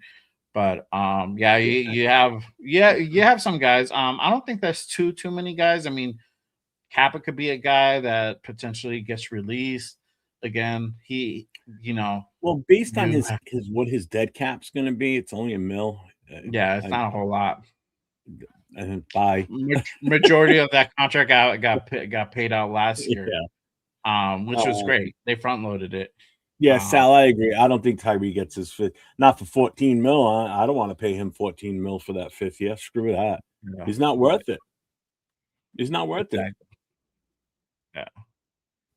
Yeah. I think what gets lost in all this is sometimes you got to kind of step back and look at the big picture. You remember this is a business, so you got a budget to work with. You can't exceed it. So you have to really play smart with your money and how you spend it. You need to go into the off season. Like right now, they need to be sitting down and working this budget to the best of what we can physically go out there and pull in. That's going to give us the best option to put a decent team on the field. I'm not saying putting a superstar team out there. Put a decent team that's going to be competitive and stop moving us in the right direction. Right. And if it takes us spending a shit ton of money on one guy like a linebacker like Lloyd, then that's a starting block. He's young. We're going to have some time with him. We're going to be able to have him for a few years. He would be part of the moving forward with this team for the future. Mm-hmm. It's guys that are already in their late 20s, 30 or 30 plus that aren't part of the future of this team. We have to face it. Like Maxx is not going to be part of the long term for this team. I'm sorry. He's just not. It's just seriously, if he's got 2 years left. What does that mean? What does that even mean? Like, what does that even mean? Like when you say like he's not going to be the plans are whatever the team makes the plans is. You don't. But that's just it. Is he part of that? I don't think he is. I don't think he's long term. You don't think he is, but he could definitely be part of that plans, right? We don't know whether he's going to be traded out. I mean, we saw what we saw, and that's something internal that me and you got to see, and you can make whatever you want to make out of that. I truly feel I don't think he gets traded, but if he gets traded, I wouldn't be completely like rioting on the streets, right? I'll probably be sad about it, but I get it. And if it happens, let's get as much as we can for it. If it does happen, I think this is just a narrative that's been pushing hard by the media because of something that was put out there partly by him and partly by other people that just kind of grew, and it's just been spiraling. And I think Maxx is at a point where he's just like, fuck it, bro. Like, I've go through this twice, 3 times a year and say that I don't want to go. I don't want to be traded. I don't want to go to another team. I don't want to play for another team. I think it's like I've already beaten the dead horse so many times. It's like, look, if you guys feel like that, if you guys think that I want out, cool. You guys think that way. I know what I am. I know what I want, and people in the building know where I stand on that. And you guys make it what I think he's at that point. That's why he hasn't come out and said anything, because it's just like, bro, I've said it so many fucking times. How much more can I say it? And you even have Spytex like, look, we've already said that we don't want to trade off of this dude, but as much as I say no, we're not going to trade him. It's like people are still going to call and make offers. So I'm just going to listen. That's what I just do now. I'm gonna listen and just see what it is, and that's it. And I'm like, there's no harm to listening, but what the response is going to be like a no, right? Unless it's like too good to be true, right? Unless you're throwing in the kitchen sink and then some, right? Yeah. That's something different. Then maybe there's a conversation to be had. But I think at this point, it's just like it's all of the media buzz. Max's timeline is whatever the team says his timeline is, right? There's ways to go ahead. Well, yeah, we got linked in the longevity of Maxx Crosby. Is it the way that Maxx Crosby likes to play? Fuck no, it's not. But sometimes you got to do what's better for the team as opposed to what's better for the player. If it's up to him, Maxx Crosby is going to go out there and play with fucking no feet and fucking on one arm, bro. If he's able to do it at a high clip, he's going to do it that way. But realistically, get like, hurt. you know, like that's Yeah. not how you play. You know, you have to probably start limiting some of the reps. You know, if we're getting definitely in scenarios where we're getting fucking our asses handed to us, why the fuck are we playing Maxx Crosby? We shouldn't. He should be here. His ass should be like, bro, we're not winning this game. Sit your ass down. Let's give some fucking garbage time to somebody who we're on the fence about, you know, and keep you put your back in the holster. You know, there's ways to go ahead and limit Max, but it's just not not ways that he would be too happy about. But you got to also put in retrospect, like, look, motherfucker, if you want to roll with us, we got to preserve you to, you know, we're in a serious run when we're actually winning games, and we're potentially going to go ahead and be able to win the division, make the playoffs. Then that's when we'll go ahead and put you out. But when we're like, okay, cool, it's looking like a 6-12, 6-11 season, 5-12. We're gonna probably have to shelf you early, if you know, to go ahead and get you ready for next year. He has to be okay with things like that. You know, it's just he just plays at a high clip. Eventually, Father Time is gonna catch up. It catches up to everybody. It catches up. Fuck, I'm feeling it now, bro, and I'm gonna be 42. And it's like I my mindset is like a 25-year-old, but my body is not like a 25-year-old. And it's sometimes it's hard for dude to like connect that. And he's not 30, he's gonna be 29, but he still feels like he's like a 20-year-old out there, 18-year-old. Like I could just like go out 1,000% and be good next week. Your body's not always gonna respond like that. So that's all I'm saying. You know, like the timeline is whatever the team indicates a timeline is. Yeah, I know somebody in the chat just said it's whatever Max. No, it's not, because it's entirely up to the team. Because all right, so he's under contract for 2026. Okay, and do you know that on the third league day of 2026, after that, if he gets injured, he still gets his full paycheck, regardless. I'm sorry, repeat that again. It's part of one of the clauses in his contract. So he's got a 29 million 2027 salary guaranteed. So he's guaranteed 29 million for the 2027 season. Okay. All right. It guarantees the third league day of the 2026 season, injury guaranteed at signing, which means after the third day of this new league season that starts this year in a couple weeks, if he gets injured after the third day, he's guaranteed his 2027 contract from us. Currently, but we restructured this. Not currently. That's guaranteed. It was in the signing. Well, this so is it's in the contract. Hold on, Jeff. We restructure this deal every fucking year almost. So that money that it's guaranteed for 27, that could potentially be lower because they extend him or they restructure him in a different way. That could potentially happen, bro. No, so it's not the way this words. His contract yeah, it does words work that way because you can million. restructure a deal. You can change. It's a new contract. You're restructuring your contract. You're doing a new contract. This is all part of that contract. That's what I'm talking about. This is the new contract he just signed. This is all part of that. Yes, so but after and plus they could come back. They could come back this year and say we're going to restructure your contract like by next week because. But not if he doesn't want to. Yeah, not he doesn't want to. But when the fuck does he not want to, bro? Like every year we restructure this contract. Why would he? Why would he want to restructure it? Because if he gets hurt next season, he's guaranteed his 2027 pay. He's not gonna. He's gonna get guaranteed probably a lesser amount, not the whole full 29. You just don't know. But I mean, that's the whole point. The whole point is either way. Like, why wouldn't you want this dude to get fucking paid? Like you know, I'm not saying this that. is why you put guaranteeing deals in place because. But this is barring none that you get injury, you still want to go ahead and get taken care of, bro. It's an injury clause in his contract. So if yes, he gets I know it's an injury clause. Anytime after the third day of this new season, he gets paid his 2027 salary. That's what all players do that, but all players do that. Yeah. So it's not something special. What I'm saying why would is he that restructure and have that taken out for whatever? That make no sense. But I'm not saying he's going to get taken out. All I'm saying is that it could be lesser than $29 million. It could be like a $20 million.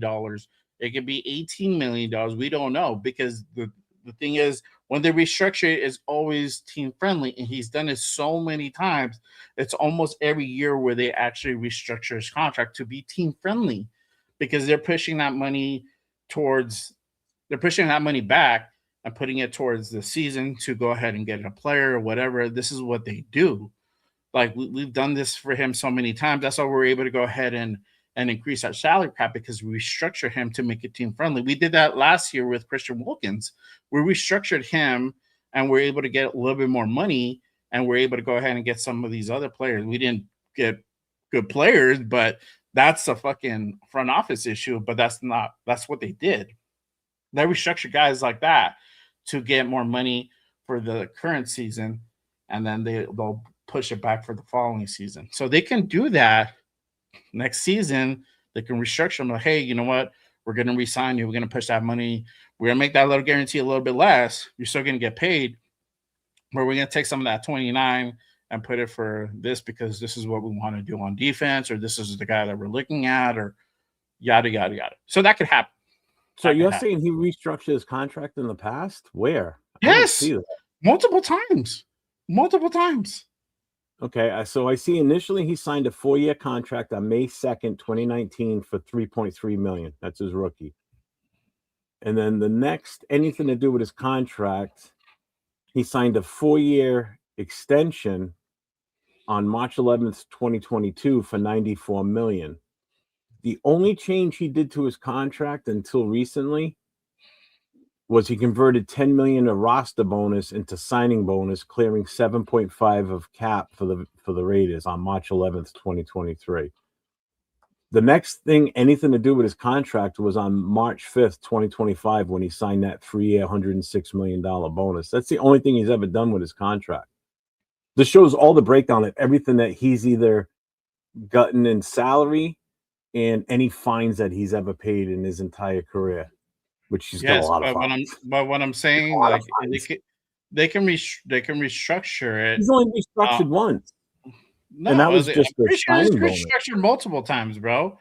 I'm trying to look for it. I'm looking at the full list right now. There's one time. Well, you can look at that list, but there's other shit out there. I mean, that's what I'm saying. Like, I've known that. Hold on. But I know multiple times that Maxx Crosby has gotten restructured, not just fucking once, bro. And they can still restructure them. They can still restructure them either in the future, either way. We're talking about something that hasn't happened that could potentially happen. That doesn't necessarily mean we're going to get that $29 million like we're going to go ahead and get hit for 29. But either way, if he does get fucking injured, even if he does get injured, why shouldn't he get paid? I didn't say that. I didn't say that. All I said was he's got a fully guaranteed salary in 2027 if he gets hurt. He's guaranteed that money is all I said.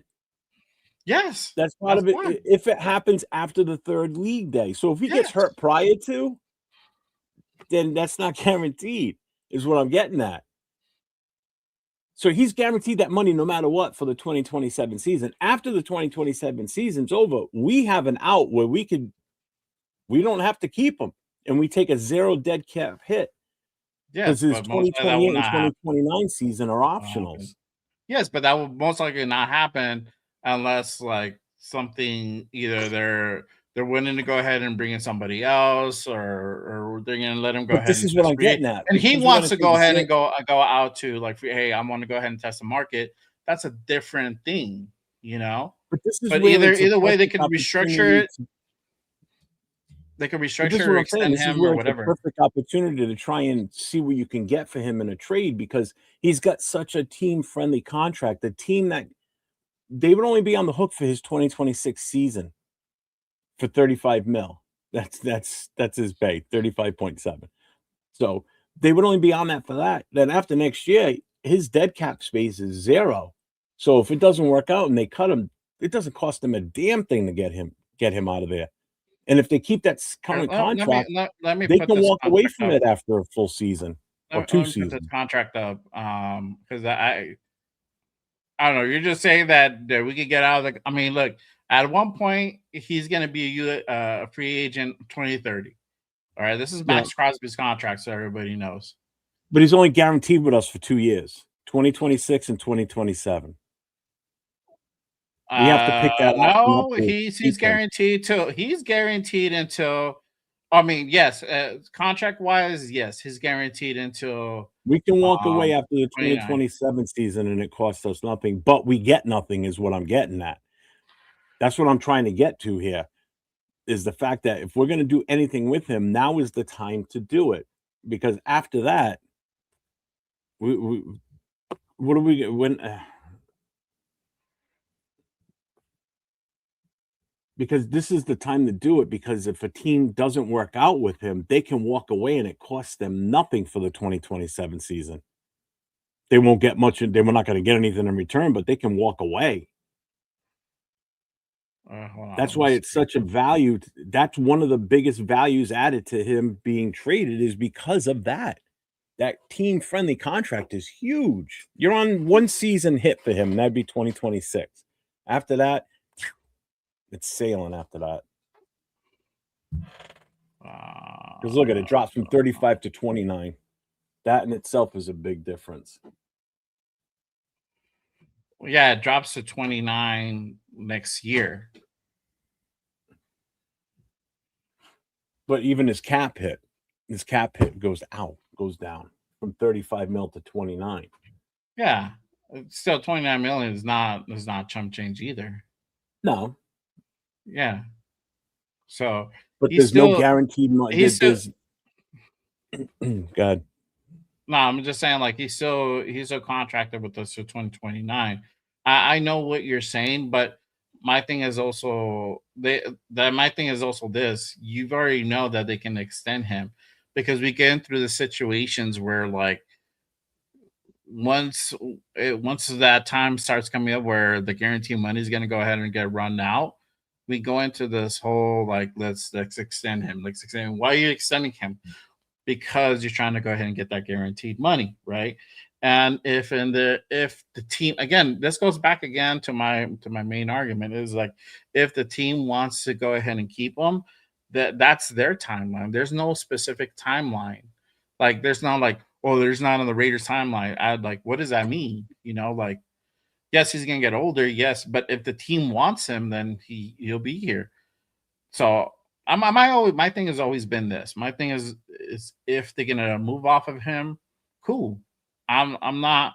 I think I'm at a point now, and I think we're all probably at a point where we've talked about this shit so much that it's just like, fuck it. If you're gonna do it, do it. If you're not, you're not. Like, and let's just fucking move on. I think Raider Nation's at that point where we're just ready to fucking move off of this subject, because it's just so much that's been talked about, and you got guys now that are down, they just want to go ahead and move off of him and trade him away, and then you got some guys that you don't want to go ahead and have him trade. Am I for it? No, not necessarily for it, but if it happens, let's get the max return on this of this trade, right? If it does happen, that's always been my stance on it from this year, right? From everything that's been going off the last 2 months now, almost. This is like, if we're going to go ahead and move off of them, all right, cool, move off of them, get as much as you can. And I think what they want, I think what has been put out there, the front office wants at least a Micah deal, right? To at least consider, not necessarily going to do it, consider it, right? Anything below that is just like, you're just wasting your breath, buddy. I saw something on Twitter the other day, and let's get into this part real quick. Love rumors.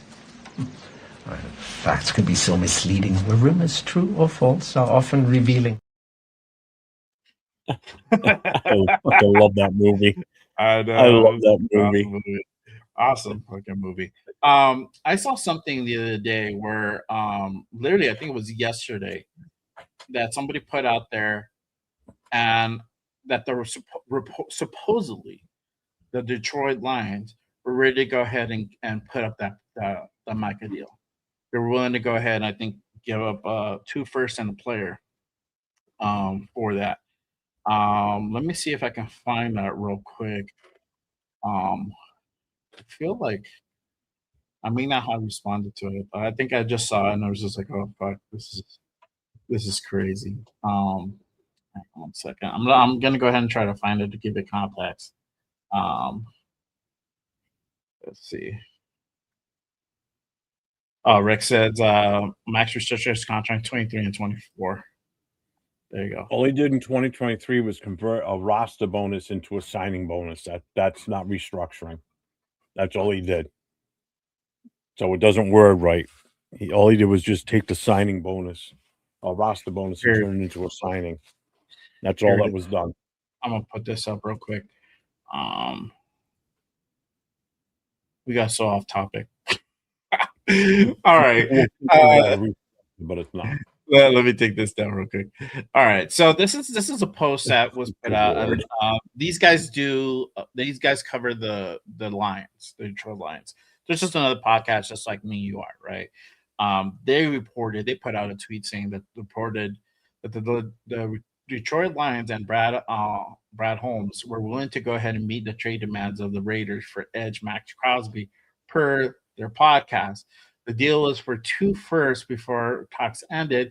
The deal allegedly got put on pause with the recent Terrion Arnold news. So let me talk about the backstory to that, which is the why it got put on pause. So Terrion Arnold, I guess, got arrested recently. He was a victim of armed robbery, and he tracked down the guys who robbed him. And him and his boys came up with a plan to go ahead and get these guys back and get his shit back, right? And whatnot. So basically, sounds like a bad movie already. Yes, it is. He's basically standing accused of kidnapping. He got charged with kidnapping and like armed robbery himself or something like that, or conspiracy to commit armed robbery or something like that. How did I not hear about this? This has just happened like within they put the tweet out yesterday. Yesterday. This happened yesterday? Yeah. This is just a rumor because they don't. This is not from the Detroit Lions. This is from like their podcast or podcast that said that this supposedly happened. That this was going to happen, right? That the Lions were going to go ahead and bring him over. Listen, right? Guy think he's Liam Neeson taken. I have a particular set of skills. Me and my friends were coming for you. Oh my God! Some people are so stupid. You know what? That's was my mindset. I was just like, why don't you try to call your boys? I'm like, bro, you from the hood, dog. That you make money, you're not too smart to be. Just because you're making shit ton of money, you're not too smart. Good God, why would you get yourself in the middle of that? Fucking dumbass. He's gonna probably fuck up his pro career now because of this. He's gonna do time, kidnapping, dude. They ain't gonna mess around with that. Jesus Christ. This gets funnier as I hear it now. Again, this is the first I've heard of this. Look him up. Like it's that's what I did. I was like, what the fuck? Who the fuck is Terrion Arnold? And I'm like, what did he do? Most importantly, right? So he's like a DB for. Oh yeah, he was a corner. Yeah, he was a corner. He was a DB corner for the Lions, and then he got arrested. So he got pinched because of that. So he got jacked. Like he found out who jacked him.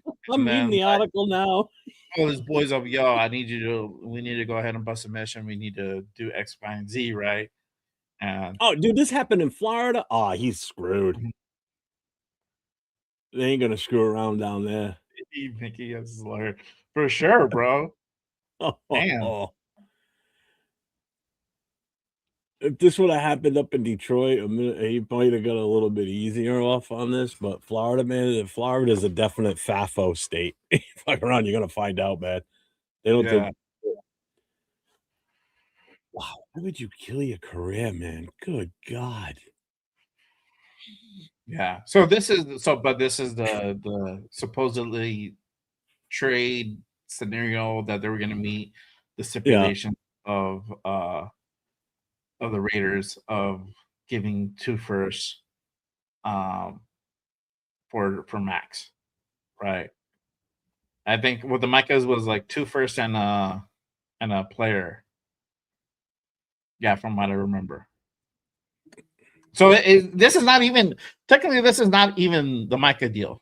So yes, you're Oh. putting up first, but you're not throwing the incentive. So either you're not following that up with a player or putting a second round pick as a caveat, right?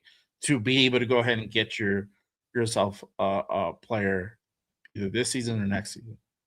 So was it put on hold because we were going to get Terry and Arnold also? No, because that happened. Now their focus is shift from like Yeah, trying they're to get just trying to do damage control as an yes, organization. exactly. Yeah. Now they're trying to just go ahead and get damage control, either most likely replace that player or at least cover that position with another premium player from the draft or whatever, right? So they might necessarily, instead of like drafting somebody, a receiver or whatever their needs were, because I don't know what the needs are, now they're probably going to go ahead and try to get a top corner in their first round pick. So that's probably their thought process. Their thought process is like, we're good all around. We just needed one more piece, which is like Maxx, to really get us to that next level and make us, have a push. So now it's like, oh shit, now we lost this dude, or potentially could lose this dude. He might go to jail. So we might not have this guy for the next 3 years or whatever. And he finished the season on the IR last year too. Terry and Arnold. Did he? Okay. Yeah.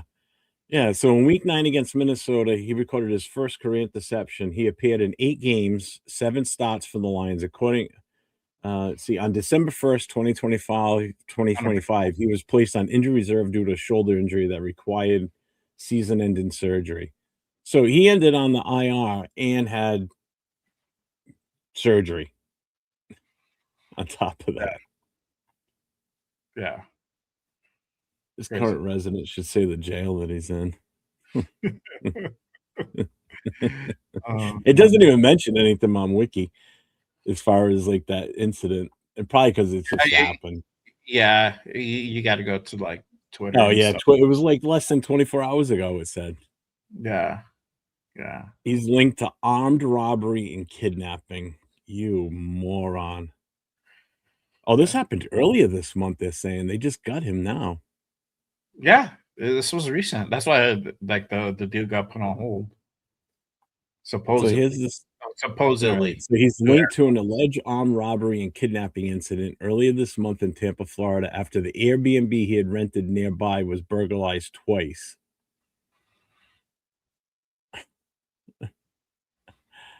Let's see. Prosecutors accused Hilton, which is one of his buddies, of planning the kidnapping and robbery of 3 people while with Arnold in retaliation for the thefts at Arnold's rental in Largo, Florida. They decided to him and his friends decided to take matters into their own hands rather than let law enforcement investigate it. Oh my God. I'm going to put this up real quick. We can't cover officially the combine, but I could put a little clip out there real quick. Shout out to Leo. He's in the chat. What's up, Leo? Jeremiah Love, and I was trying to look for this. I was trying when he ran, I just missed the time, and then they never said the time again. But this is Jeremiah's 40. Take a look. So first run, he was at 4.37. This is second run. Ago, Jeremiah Love, second run. Slightly better. Ago. Fuck, that's fast. In the rankings, he's number 7 overall, regardless of position. There's a running back faster than him. Mike Washington finished with a 4.33. It's insane. No wide receiver in the top yet. They just started running though. They just started running their 40s right now. Wow. Taylor Green from Arkansas, the QB's two spots behind Jeremiah Love with a 4.37. Oh, wow. That's crazy. I'll tell you what, you know who's fast for his size is that kid Kenyon Sadiq, the tight end out of Oregon. Oh my God, I watched him yesterday. I was like, good Lord. Yeah. Skylar Bell's the fastest wide receiver right now with a 4.4. Yeah. Let's talk about this. So, I mean, we're obviously in third day of the combine, right? We already had the 2 days pass up. So first day was uh, edges, linebackers, and D tackles, and then Mhm. yesterday was the D backs and then the tight ends. So let's talk about this as far as what the Raider needs are. So what are the Raiders' needs defensively for this new defense? So if you guys haven't heard, if you guys been living on the rock for the last week, which could happen. No, hey, no, not throwing mud. It's all good. Um, we're gonna be running a 3-4 defense, right? This was put out there by Clint Kubiak. So we're gonna be running a similar system to what they ran in Seattle, right? And again, if you don't know, also some of Robbie Leonard's history is coincided with Mike McDonald having spent some time with Mike McDonald out in Baltimore. So you're going to be running a variation of that or something very similar to that. But now that there's a change, they're running a 3-4 base. What does that look like? Our needs are going to change. Obviously, we're going to need, some higher quality linebackers, definitely nose tackle to go ahead and help bring that pressure and change those disguises up. So what are offhand for you, Jeff? What do you think the Raiders' needs defensively are going to be? What position should we really look out for? Um, I got two, and that's definitely a linebacker and a defensive tackle that's played nose in college. We need a bona fide nose tackle. If we're going with 3-4, we need a guy with experience in that position. We just can't take somebody that's on our roster now and just like, oh, we're gonna make you a nose tackle. Let's try this experiment. No, Right.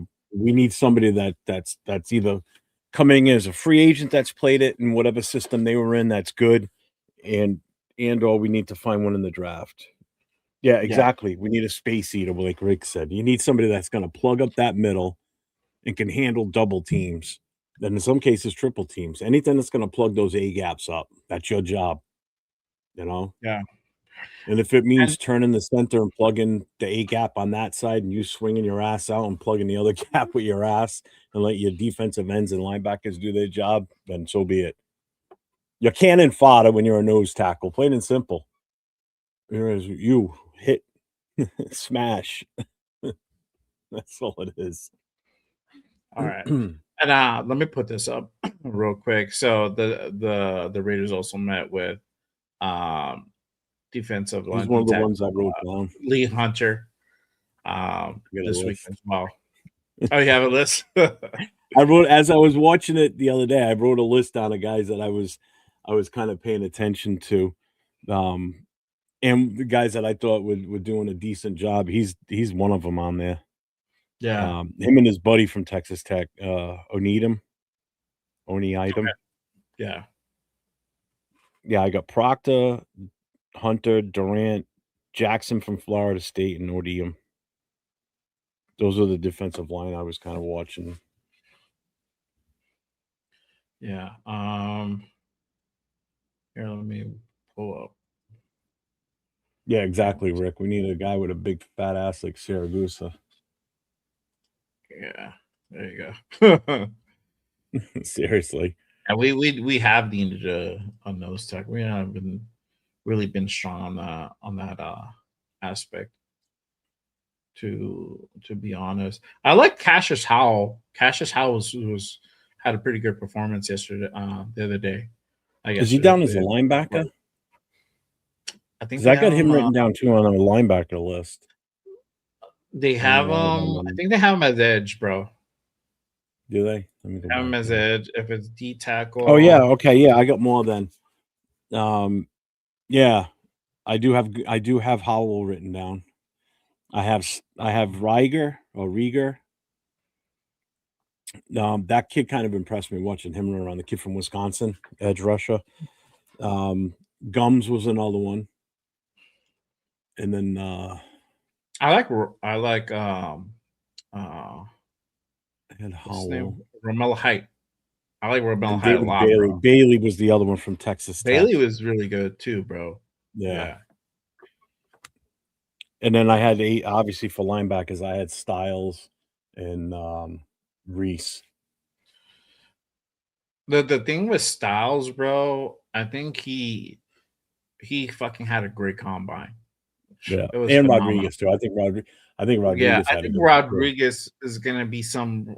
I think Sonny Styles had such a great performance in the combine. I think he's elevated his stock, if not even more. I mean, he's already a first Yeah, round projection. I think he's gonna probably go early first.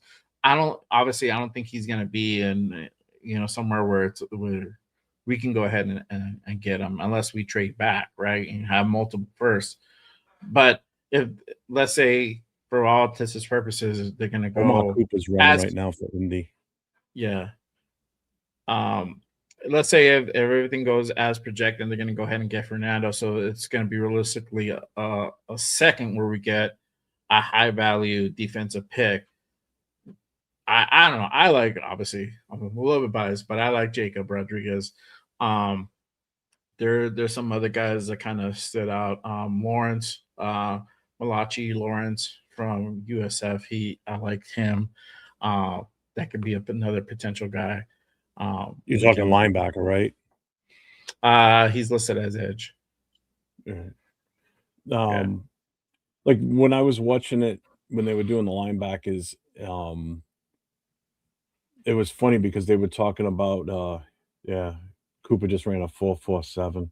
Yeah. Because the way I don't know if did you watch the linebackers? Did you see who was going after each other? So you had Styles I didn't. going first. Uh-huh. Oh, sorry. No, you had yeah, you had Styles going first. And there was Rodriguez right after him.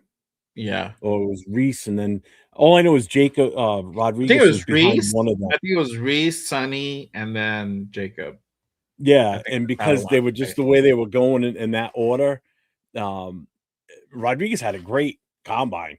It's just that Yeah. it was like the guys that were ahead of him, literally 1 and 2 in front of him were just so much better at that point because they just built different too. So it's like on Yeah. his own, he had a great combine. Whereas if he would have been spread out like at a different list on the, a different spot in the line of going through the drills, it would have looked even better for him. But because he was following those guys up every time, it just, you know, because Yeah. I thought he had a great one. He looked good out there. I never really paid much attention to him before until the combine, and I was like, okay, this kid's legit, you know. Yeah. Yeah. There goes Notre Dame's running wide receiver, 4.62. Yeah. Malachi Fields is currently running his 40. Notre Dame got 4.62. A little bit on the slower side. It's funny, 4.62 is like slow. I don't think it's slow, but you know, in regards to like running 40s for receivers, it's not fast. It's not fast. What's up, Here, Michael? let me let me share this. Hang on one second. Ooh, that was fast. Okay, I'm gonna put this up real quick. I know we've been talking we're talking about other shit aside from like combine stuff. Yeah, I got the same Okay. thing up there. So Um, this is the tracker. These are the rankings from um the combine from the last 2 days. So these are the D tackles. So they have Caleb Banks as the top grade, right alongside Kalen McDonald, Ohio State, and then you got Peter Woods, Christian Miller, Xavier Harris, and then Lee Hunter, Dominic Orange. I like Dominic Orange too, a guy that potentially we can go ahead and get. And I think for him, I think he's projected like a high third, if I'm not mistaken.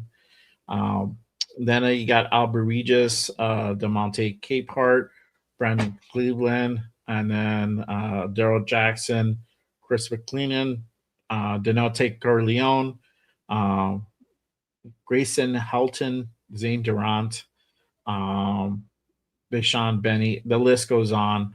Got Tim Keenan the third, kind of in the middle. Gary Smith. I think we met with Gary Smith the last few days at some point. So that's another a D tackle from UCLA. And then you got Caleb Proctor, who was kind of rounding out the bottom half of the list, which is crazy. Um, let's see. Let's look at the. There's not a lot of wide receivers doing shit today, huh? They just started. The running backs so already did the thing. Yeah, the running backs already did the thing. Yeah, my bad. I didn't realize that they had just started. They just started. Yeah, they can go through their drills in a bit. And these are the linebackers. So we're talking about linebackers. And again, running this type of defense, you got. I think linebackers are going to be kind of the focal point going into this draft. So you got Sonny Styles, again, a guy who's projected probably near the top 10 of this draft, probably anywhere from like 10. Oh, he definitely pushed himself 10, up 11, 12, 13, 14, 15. I don't think he slides too far after that, under 15. Anthony Hill Jr., probably another guy who probably could go into the low first, second as well. Josiah Trotter. Who is he? Who is he related to? Jeremiah Trotter? Yeah, I think he's like related to the. Don't forget, also he is related to the Trotters.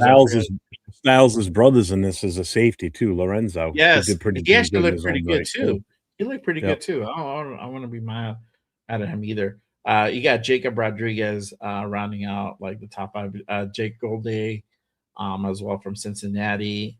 Kyle Lewis, CJ Allen, Jimmy Roeder, Harold Perkins Jr. Hey, I'm not mad at that guy either. A guy to keep a lookout for. Lawson as well. We got Justin Jefferson. He had a pretty decent combine. Like he had a cool combine. I'm not mad at him. He's kind of listed in the middle. Terry York, another guy you kind of probably keep a lookout for in the later rounds as well. Third, fourth, fifth round, somewhere around there. You got Bryce Butcher. I think I butchered that name. Amandi Ubizador out of TCU. Wade Woodaz, Kendall Daniels, Lander Barden, going into Laura Half, Caleb Orr, Red Murdoch, great name. Eric Genty in that bottom list out of linebacker at USC. Scooby Williams. I love that name, Scooby Williams, Texas A&M. Jack Kelly, linebacker, BYU. Wesley Bissan. Is that their 50? Is that their 40-yard dash time? Is that what you're under? Huh? No, this is the grade. They're here. Right. Like, holy shit, 5'6". Oh no, Jesus! Some of these guys are running. The big boys are running about 5 seconds, 5'1". There was a stat they put up yesterday. So out of the first 2 days, 5 different position groups went through. Yeah, this year's combine class, except for today yet, still, were all faster than previous years. So every position group yesterday and Thursday were already faster than any of the past combines so they're getting faster as the years go on too. So these guys are every year they're getting faster and faster is pretty much what they were trying to conclude, as a conclusion. Mm-hmm. As a kid from UConn, Skylar Bell. Yeah, his first run was 4.40, so he's about to run again. But yeah, these are the linebacker group. And I think honestly, probably in a wheelhouse is probably going to be like guys like Josiah Trotter, Jacob Rodriguez, obviously. Jake Golday could be in that mix as well. Kyle Lewis, Harold Perkins, Lawson out of Alabama, Owen Henneke. He had a pretty good combine as well. Justin Jefferson as well. So just guys, quality guys that can potentially, be something that we pick up either anywhere from the second, third. I think what we have was it two or three fourth round picks? How many do we have? I think it's You two, have to right? look. Or three? I don't know off the top of my head. I really don't. Let me. Yeah, I don't know either. Let's see here. The edges. Two, Did we cover this? looks like three. Three, right? Okay. Yeah. Yeah, so that's if we don't move some of those forts to get into the second or third, which could happen, or or they move back from 36 to probably mid second and get another third or fourth. That could potentially happen as well. We know that Spy did it last year. He moved back, got some extra. What I think he got an extra third or an extra fourth, something like that. So that could potentially happen as well. Um, so don't be surprised Spy Tech moving around the board again. These are the edges. These are their grades. Obviously, Arvel Reese. He was top guy. David Bailey, Ruben Bain, which he did not participate. But let's talk about Ruben Bain really quick. Crazy shit. A shout out to Leo. He puts it up in our group chat that he got measured and he was under 31 inches. He was like sub 31 wingspan, which is like short ass fucking arms. Which is now a guy who was projected to go like top 5 in the draft was probably most likely going to slide down, even on NFL Buzz, which I'm at. They still have him in the top 5. I don't know how often they update it. They have him ranked. They should have him ranked third, which is crazy. I think it was second on some of them, but I'm pretty sure I heard stuff where they actually project him to go even slide down to like out of the top 10, which is fucking insane, for a guy like that. But yeah, I mean, what are your thoughts? To the news of Bane just getting measured and then having that short wingspan, and then potentially now I think it's going to hurt him. Top 5. Yeah, we did talk about this the other night, Nate and and I said, some teams are still going to, based on his pure talent, some teams will still take a shot at him regardless of the length of his arms. Mm-hmm. But some teams will hold that against him, and they may drop him down on their overall ranking of where they have him. Because I mean, he was at one point looked at as like a possible 1, 2, or 3.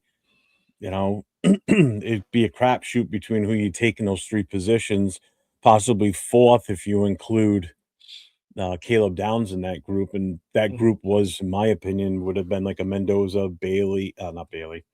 Bain, Reese, and Caleb Downs. Those are kind of like where your top 4.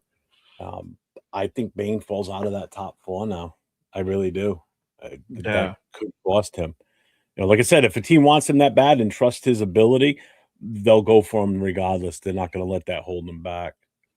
It's the same thing.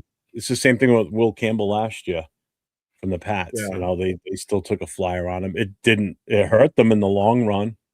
That's possibly one of the biggest reasons why they were as bad as they were. Mm-hmm.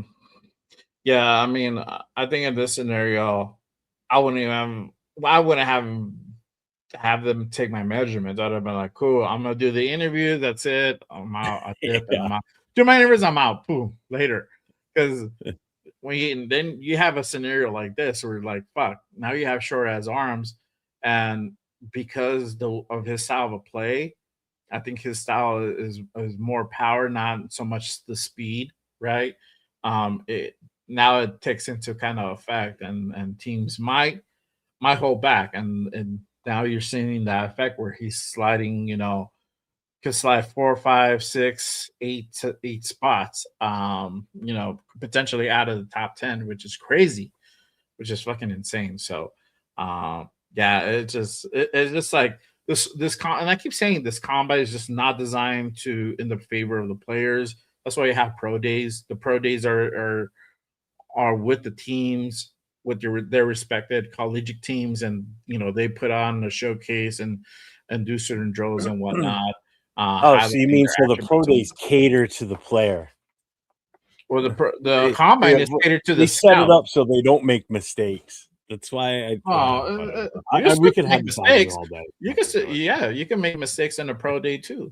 You can have a Yeah. shit pro day. I don't But know there's more how many issues dudes have fucking up shit at pro at the days, combine than there is in a pro day. but the thing is, like, my thing is, like, he shouldn't have done that. He should have been like, yo, I'm gonna do my interviews, peace out, boom. If you're getting measured and you knew he had fucking short, because I'm pretty sure he knows he has short ass arms.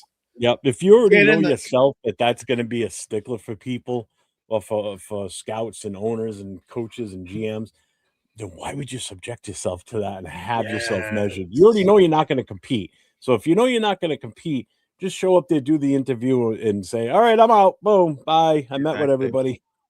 See you at the draft." And Campbell got abused in the playoffs. He got abused during the season too, but I would not be surprised if the Patriots move him inside the guard now after this past season and go with a different option at left tackle. Seriously. I mean, it showed in the playoffs how bad that left side really was. And here I was giving him cred during the season as, two guys on the rookie left, playing both rookies playing, the start and roll left tackle, left guard. But then you go back and look at who they played. Once they got in the playoffs and they met stiffer competition every single week, they were getting abused, and not only were they getting abused, Drake May was getting his ass whooped back there. Yeah. And that goes to show the difference between like okay teams and like good teams. Once you start playing actual, good teams with talent, it's like, oh fuck, like these guys probably got exposed. These guys got exposed, not probably, they got exposed. So it's crazy. Shout out to my guy Bueno. He says if we move back within 5 spots in the second, I'm good with it. Fuck that trading back twice shit. We need talent that can make an impact day one. We have a lot of developmental guys already. And we could do that in the first round too, Bueno.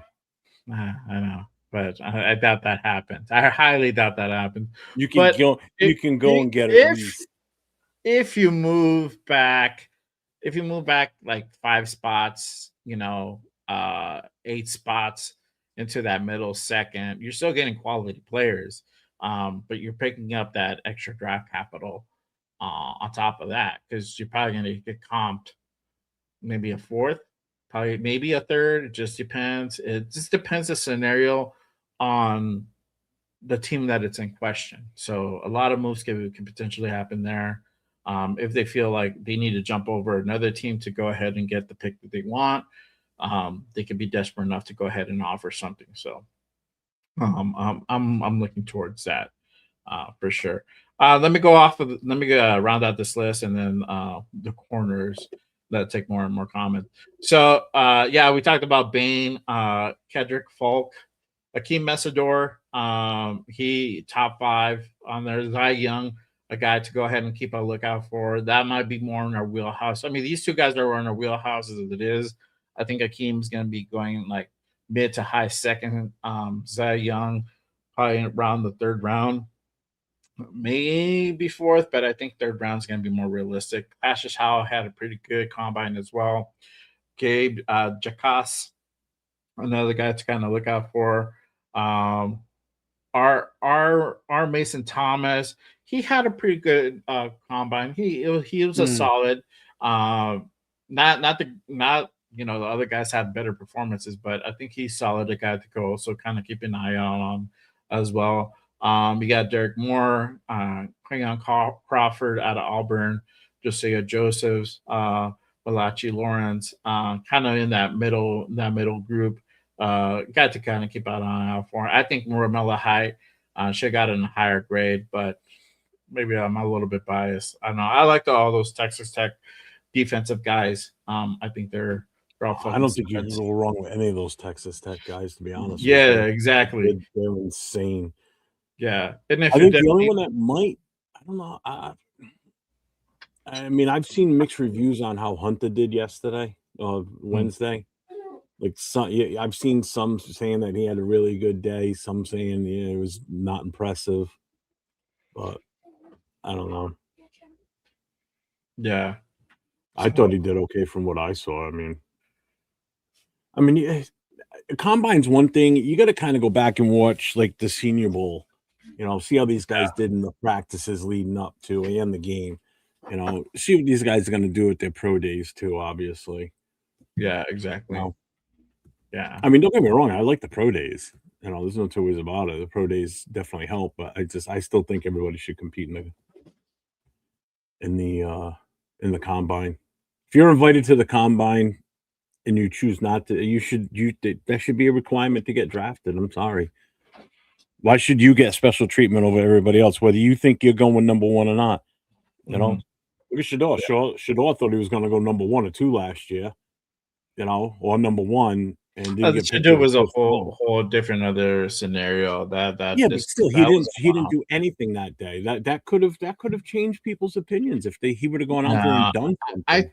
I think it was just the whole his personality, the way he was just interviewing with teams and stuff that just rubbed dudes off the wrong way, and that's why he slid so far. I don't think it was just necessarily the ability or the talent. I think it was just the way that he was just presenting himself that, it was maybe like an integrity thing or personality, a character thing. So that was a whole different other reason. Could he have participated in the combine and still done those interviews the way he did? I think he still would have slid. Maybe he got it picked up a round earlier, but honestly, I think the slide was still going to happen, bar none, whether he participated in the combine or not. I think it was just for him. It's just the way he was just behaving in those interviews, that how he bombed them, just what affected him. So yeah. Shador was going number 1 in his own head. Yes, exactly. I think he knew that. You can say, hey, I feel like I'm the number 1 guy and whatever, but you still need to treat it like a fucking job. And this is where you got guys like Mendoza's like, bro, for me, this is what I want to do. So I'm going to go in and treat it like my job. Like if I'm going to go ahead and work a 9 to 5 and I'm trying to bite for a job, I'm putting my best foot forward, not just like, look, bro, if you guys don't pick me, y'all fucking up type of shit, He didn't. And then he was asked that question too at the podium the other day. It's like, what if the Raiders don't pick you? It's like, well, that's cool. Like they're gonna do what's best in their interest. I'm gonna just be blessed for whatever team I play for. I'm just gonna give it my all. And that's, you can't have a better answer than that, to be honest. You watching this? Did you see what just happened when Mendoza walked out onto the field with the other quarterbacks? I saw him sitting down. The whole arena went nuts. Well, you got a lot of Indiana fans sitting in the stands, Hoosiers fans. So as soon as he walked out onto the field, as the last running back was getting ready to run his 40, they all started yelling and cheering and everything. So the guy's in the middle of his run, and everybody in the stage going, yelling and screaming. Yeah. Well, and then I think he's a pretty popular guy too. So, well, again, he's in his he's where he plays. That's where he is. He's in Indiana, so of course the fans are going to be there. Yeah, the Mendoza effect for the fans. Of course, 100%. I'd expect nothing less. Yeah. Exactly. Jesus Christ, you brought a college championship to that state. When was the last time they had that? And they went undefeated, bro, which is fucking insane. Yeah, they beat out. And he won the Heisman Trophy. And he's a man of God, so that's the reason to draft him. Remember that. Yeah. It was said on my show last night that's why they want to draft him, because he's a man of God. Okay. Hey, would you rather draft Shador? You were dead against. But I've seen that touted as the only reason that someone wants to draft him is because he's a man of God. No. I would. That's just, you can't give me any other reason other than that. That's crazy. Yeah, you don't know ball. Yeah. Let's continue on this list. Danny Sutton, LT Overton, George Gums, George Gums Jr., Mason Riger, Trey Moore out of Texas, Caden Curry, kind of going down the latter half of the list. Logan Fano. I assume Logan is related to Spencer. Yeah, because I did hear somebody say something about him last night in the chat. I didn't get to see Keep an him. eye on him. Oh, really? So he was that good? Yeah.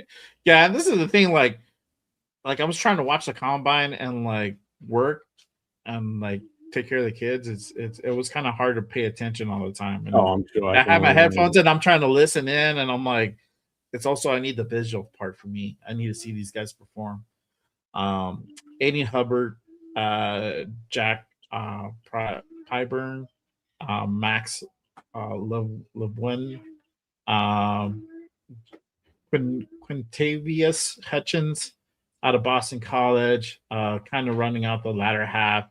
Tyreek Sapp. I saw he was good in some aspects, and then some parts I guess he was not. I didn't get to really see those, but I think he was doing. I think it was a W drill, and he looked pretty good. But I don't know what else he probably flopped on. Patrick Payton, Anthony Lucas, Marvin Jones Jr., Nakai Kelly, Vincent Anthony, rounding out the bottom list. For you, who realistically from day one, who stood out to you that is potentially is in our wheelhouse to go ahead and get that we should potentially go after or whatnot? For what? Free agent? You just said, or I'm No, sorry. no, for the draft from day one, from the day one guys. Well, again, that's where my list would come into play. You know, the guys I was really. Well, obviously, it's not going to be anybody in the first round. Right. You know, so we're looking at second round as best option. I mean, again, I'd like to see us grab whatever the top linebacker is available. It's either going to be a linebacker or a defensive tackle, preferably a nose tackle. Right. You know, without reaching. So, like, if the best nose tackle really isn't slated to go until the third round, I don't want us taking him in the second type of bullshit. You know, I'd rather take the best overall linebacker possible. So, if we do get a guy like Lloyd in here during free agency, you know, we can have him grow along with him. They're coming in together. You know, yes, one's a 4-year starter already, you know, 4-year pro. The other one is going to be a rookie. At least you're going to have somebody that you trust can groom this rookie, you know. That's why you bring Lloyd in. There's your green dot. Yeah. You know, there's your green dot guy right there. There's your new leader on your defense. A guy that's got tenacity, a guy that's got that grit. You know, who better to have teach a young kid than somebody like him? You know, you need someone else on that defense that's going to be a voice. You know, and can he groom that kid to be that guy if that kid's that good? So I'm saying linebacker. I think that's going to be the best option in the second I think round. so too. I think a lot of people are saying, "Oh no, we need a wide receiver." I'm sorry, we can hold off on wide receiver for a little bit yet. If we're going 3-4, we need help on defense. Well, if provided we take care of the offense of line. Well, if you don't trade up and trade away some of those fourth round picks to get into the second or third, you can draft a receiver in that range. Yeah, you can pick a guy up in that part who's not from Tennessee. So it depends. You can pick up a guy sooner. You can pick up a guy in the third. I mean, you know, we have we have Jack Bash, and I feel that the jury's still not on him. We'll see what happens this year. I've got faith in Batch. I know a lot of people. I know Leo can't stand him. I know. I just feel as though we just didn't get enough time with him last year. We didn't get enough chance to see what his real potential is. Yeah, I think we got to see enough of Thornton to realize that he ain't the guy. Not yet, anyway. Not he yet. Needs to hit the weight room, and he needs to go sit at the offensive lineman table and get some meat on those bones. Is what he needs. Yeah, you know, he needs to sit there when it comes meal time. I don't think that. I don't think that. I think more importantly, he needs to go ahead and do the fucking the Little Giants method and put something on his fucking hand so he can keep that fucking hand. Yeah, that too. He's like, oh, what the hell? Wrap his hands in duct tape, but reverse, so it's the tapes on the sticky sides on the exterior. Yes, exactly. Fucking. You feel that, or we go with Nerf footballs and Velcro. And exactly. That's what he needs to do. Like, okay, No, go not Betch. out and do some AI. drills, We're talking dog. about Thornton. Thornton's skinny. He's got no muscle on him. Work that route tree, bro. Betch is solid. I like Betch. Yeah. I just wouldn't have taken him in the second round. That's all. We could have waited a little bit on that one. Yeah, you could have waited a little bit on that one for sure. Yeah. Probably, I think he could have probably gotten a third. But yeah, we'll see. I think they just wanted a Jacoby Myers replacement, and they wanted to cinch that up. But the thing is that also too, because of the regime that was in here last year, they didn't get to play him to his full benefit. So we'll see how Kubi really schemes him up this season coming up, and if we'll see him more of a kind of different role, maybe third down scenario or different scheme where it kind of highlights his attributes a little bit more. Obviously, I think he'll get more targets though, for sure. Yeah, I really think with the coaching staff we had here last year, first of all, Spytek didn't get to do his job. You're seeing him do his job now. Yes. I think with the coaching staff we had here last year, I think a majority of the players kind of get a free pass, in my opinion, except for Thornton, because Thornton just couldn't catch anything thrown near him. Betch could catch. You know, you put the ball near him, he was going to catch it the majority of the time. I think a lot of these guys kind of get a free pass in a way. And let's see what they do in a real offensive system with real offensive coaches. You know, let's see what happens this year because I think it's going to be completely different. Yeah. I think Thornton needs to put on 10 pounds of just muscle because he ain't out muscling anybody for jump balls. Yeah, it wouldn't. Well, this it's not because of his size that he's having those troubles. It's just that his ability, his mindset is just not attacking the football in that sense. He's not going up for those balls. You know, he's letting that ball like come to him, and that's the problem they have, and that's all because of how they run shit in Tennessee. He didn't have to really do that. You know, like he outrun these fuckers like 5 yards, and so there was nobody next to him. So all he had to do is just like let the ball come to him, and you can't. In this league, you have too much talent to like outrun dudes all the time. You have dudes that are either as fast or faster than you sometimes, and he's fast. So I mean, that's the problem is that he never regrew. He didn't have a great route tree to begin with, and his hands were kind of suspect, and that's what that was it. So I feel like maybe that pick was a little bit of Pete Carroll as opposed to John Spytek. I think he just like the size and the speed. Pete Carroll, I'm sorry. Yeah, I really do. And I know AI is talking about Grant. I think Rodgers is a starter. Yeah, I think he's starting right away, especially with this new coach, offensive line coach. I think he's going to see the talent this kid's got because he's definitely showed it last year in the small amount that we got to see. Even we saw even less time of Grant on the field, and I still think Grant did okay. They both have the frame, they both have the footwork for the most part. Now they just need the experience. They need to practice with the first team now. So if they come into this season and they get a legit shot and they get to spend as much time with the first line on the offensive line, the starters, I think you're going to see a different results for sure. I like Caleb Rodgers. I like that kid a lot.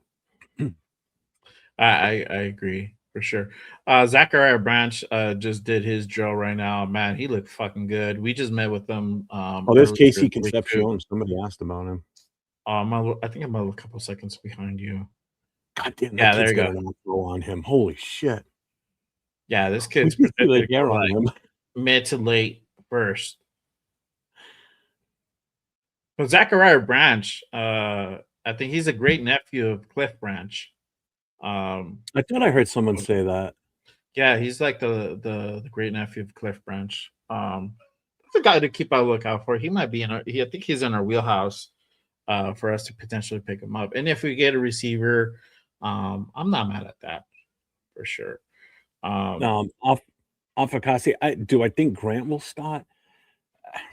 I think there's a potential if he shows up in training camp and really puts in the work. I think he's got potential. I think that's definitely the situation with him. I think this is a time where if they don't upgrade that position completely, like, and I'm talking about like a premier player, uh, Mm. I think they're gonna battle it out. I think it's gonna be Glaze and Grant to battle out Yeah, that I right think so side. too. I think they put well, they either have them compete for right tackle or they move Glaze inside and see what he can do interior. Yeah. But then where's that leave Caleb Rogers? That would be the case where it's going to be Caleb Rogers versus Glaze at the right guard. Yeah. And I'm If you talking get about Grant, like yeah, go ahead. Sorry. I didn't mean to cut if you you off. get Grant on the right tackle, because I think if JPJ's not, if we don't bring in a center and JPJ is going to stay at guard, then we put JPJ on the left side next to Colton Miller. You make that left side. You make one side the legit anchor side. And you got him and Colton Miller on that left side, and you lock down that left side. And then if you get a center like a Connor McGovern from Buffalo, if we can get him in here, if we Mhm. can't get Linderbaum, Yeah, it wouldn't I matter. think we've got the makings There. for a great from the center to the left side. You want to talk about giving some running room for Genti. There's your running lanes. There's your running lanes right there all day Mhm. long. Yeah. Yeah. And I'm talking about upgrading like Braden Smith, Jonah Williams type of guys on that right. Yeah. So if we don't go get one of those guys to replace Glaze, and I'm not saying we're gonna get rid of Glaze. I'm just saying like he might not potentially start or get pushed up to guard because you're gonna cinch up that right tackle. Then I think you're gonna have a situation where you have Charles Grant and DJ Glaze battle out for that right tackle. And Yeah. that's good. And that's good because you never know. Maybe Glaze does up his game. Maybe he gets better because now we got Rick Dennison in the building. So he might work with them. He might be able to fix some of the shit that obviously Brendan Carroll couldn't fucking do. And he gets better in OTAs and in training camp, and maybe he becomes the guy. So we don't know. There's a lot of different scenarios. And this is the cool thing about having a guy like Rick Dennison who's experienced, who's been in multiple teams, who's already found success. He was just with Seattle right now. So we know what he can do. And that's my thing with DJ Glaze has always been. I think that a lot of it is coaching. I think some of it is skills, but I think it's because he didn't have the proper coaching Yeah. that he picked up a lot of stuff that he learned. Either he picked up or he started doing a lot of stuff that he wasn't supposed to do because of the technique. Nobody was there to really like correct them on that.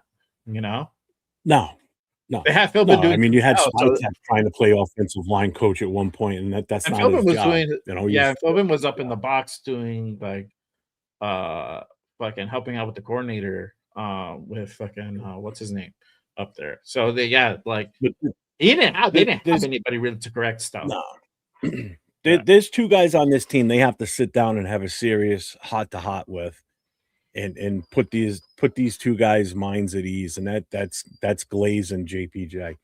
They need them to realize that they have that it factor. They just need to get it back. Let last year go. Don't let that season to last year dwell on you. JPJ, they fucked with his head. They did this competition bullshit with him, moving him around and everything.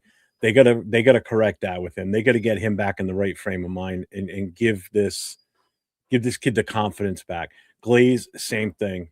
The coaching didn't help him. He regressed so much from the year before. They need to have a serious talk with these two guys. And the fact that they both came into this team together at the same exact time, they have that bond and they can work with each other to get that attitude back that they had their rookie years, because they both showed so much potential their rookie years that they can't lose that. They got to get that swagger back. They get that swagger back added with some of the other pieces we have. I don't think the offensive line is as far off as we think it is. I really do. Yeah, Especially with Dennison in the room, without a doubt. Yeah, I think definitely this line's gonna look better. Real quick, make sure you guys hit that like, hit that subscribe on both channels. My guy 4-1 Raider Jeff to my right. Make sure you guys go ahead and give him like and subscribe. Everybody on X, make sure you guys go ahead and come on over to YouTube, hit that subscribe, hit that like button on the show. It does really go ahead and help the channels grow, the shows grow as well. appreciate you guys, everyone pulling up and rocking with us on this third day of the combine. So we're chopping it up. We're talking prospects. We're talking the future of this team, of this franchise. We're looking at some of these wide receivers going out. Like I said, Zachariah Branch was just out doing his thing. Concepcion was doing his thing. Concepcion, a guy that's projected to go mid to late first.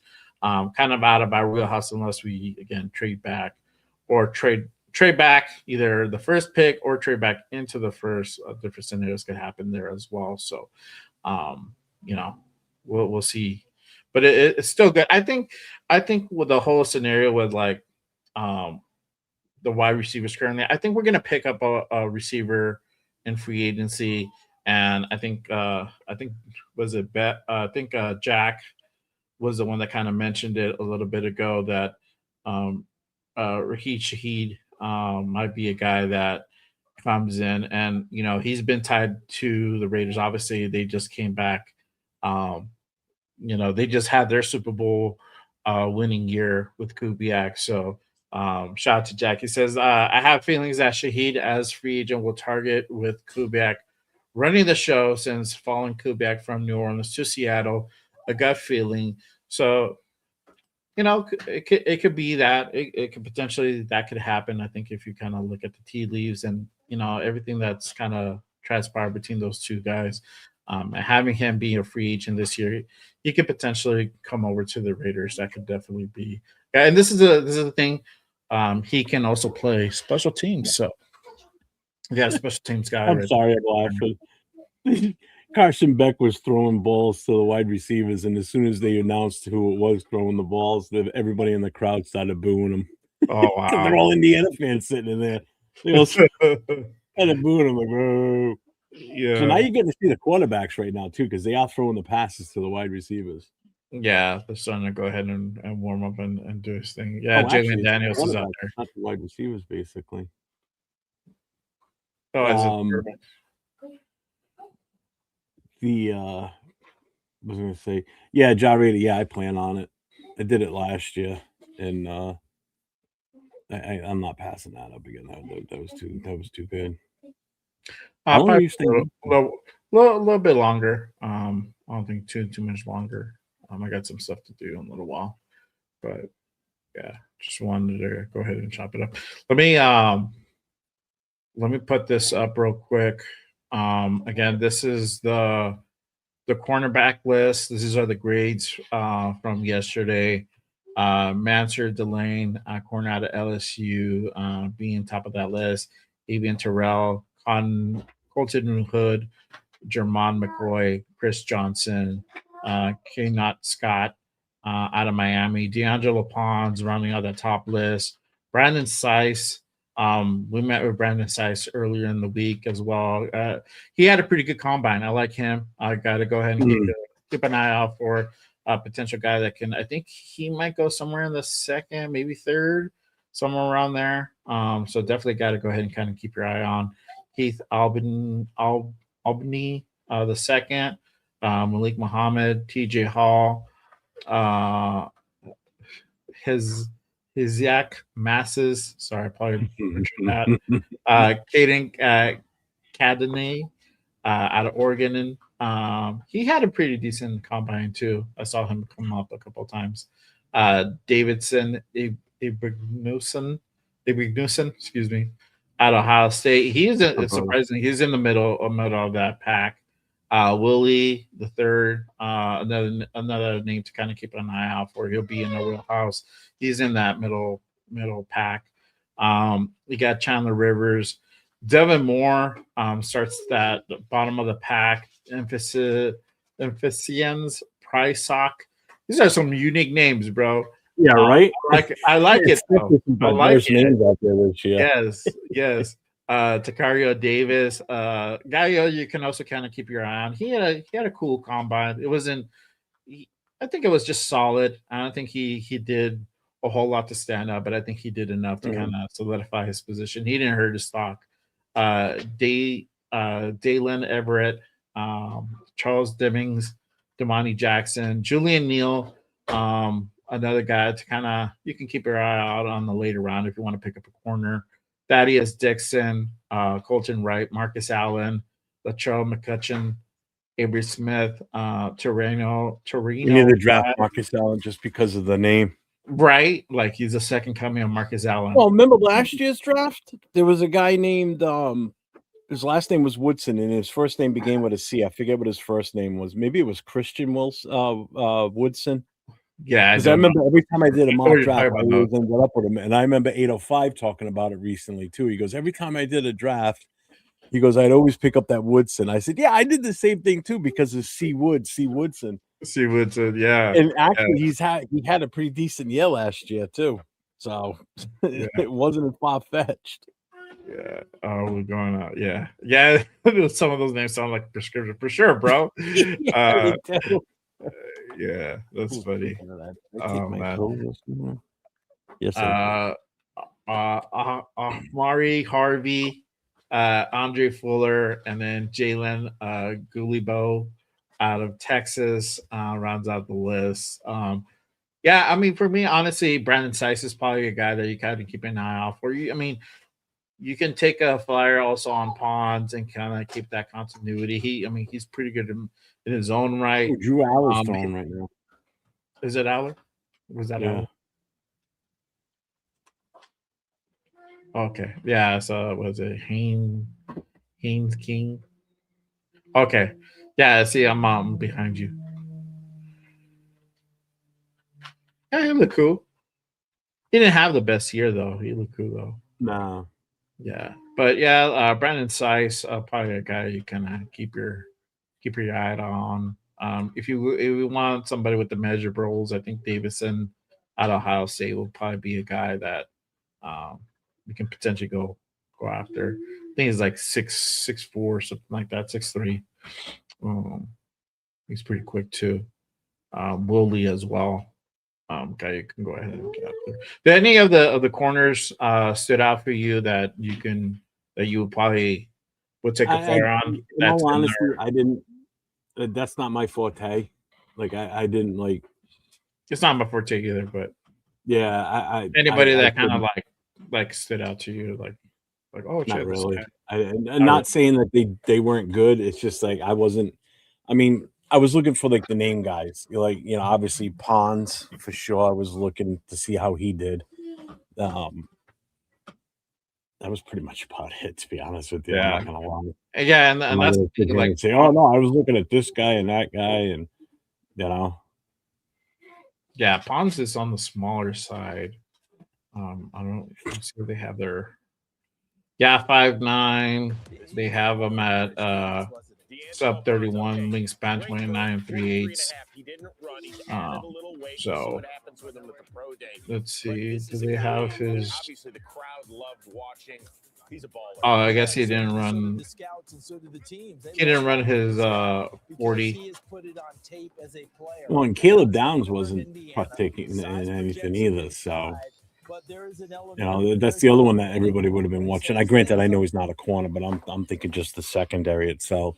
Yeah. The rest of them, I honestly don't know. I mean, Styles, I happen to catch my eye because of just how impressive he was out there. Yeah. I mean, depending on I don't know where he's slated to go. Styles. Mm-hmm. I don't know either. I don't know where he's slated at all. Let me see. Does it show anything? Let's see if it gives 41 vertical.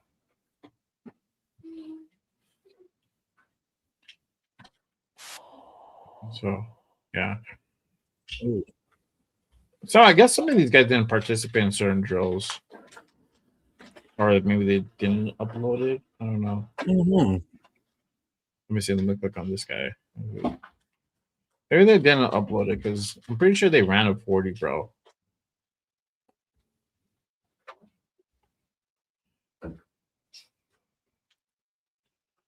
Yeah, for whatever reason, they just probably did not upload the info for the 40s. Yeah, I see that some of them. I just realized that Styles kid didn't even he didn't even do the broad jump. Mm-hmm. Yeah, I think they kind of pick and choose what they want to Yeah, participate because in. bench press only 4 guys did it on the safety group. Yeah. Only 3 guys did the shuttle. They don't do the 3 cone. I guess the other one too that everybody was kind of looking at, especially if you look at like the defensive tackles and defensive ends, the other big stat you want to look for with them, it is the 40, but it's the 10-yard split. It's Yeah. that first 10 yards, like especially your defensive tackles. You know, what's their time in that? You know, Mm-hmm. because that's that immediate burst when you come off the ball. You know how much of a difference that makes. Yeah. Yeah, exactly.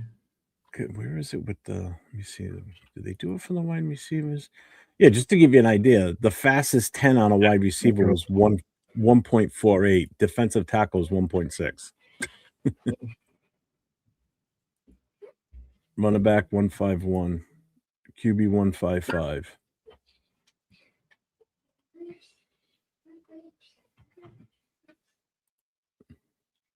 Oh, okay. So like for Will Lee, they have his 40 up. Here, let me show it real quick. Surprised they don't call him Trey. So this is Will Lee's. He has a 4.52 and then 1.56 on his 10 split. Excellent. Heck of a run there. Will Lee, one of the 13 Aggies here. School record for them, most by any school at the combine, 4.52. Himself nicely, and that is carried over So, here at the combine. Yeah, that's Texas Tech kid, yeah.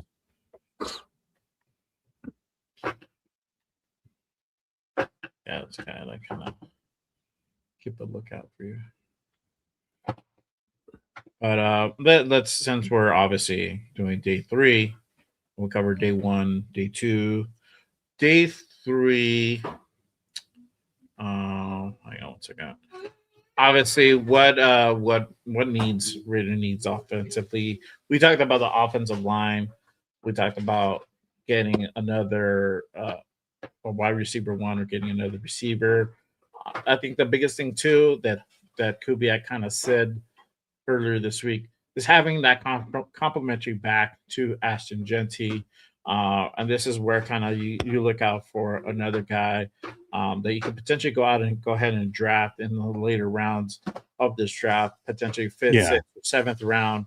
You pick up a running back in that anywhere within that stretch. From the guys that you saw earlier, anybody stood out for you or potentially kind of keep your eye on? For offensive line? No, running back or receiver. I missed the entire running back.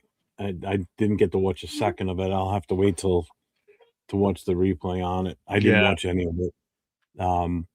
Basically, when I finally sat down here, they were just finishing up. And then we started talking, and I just wasn't even paying attention to it. Yeah. Wide receivers, I mean, this has been a tough day to kind of try and watch because I haven't really – the last 2 days I wasn't live for it, so I was just kind of sitting, paying attention and watching it. It's a little bit different here.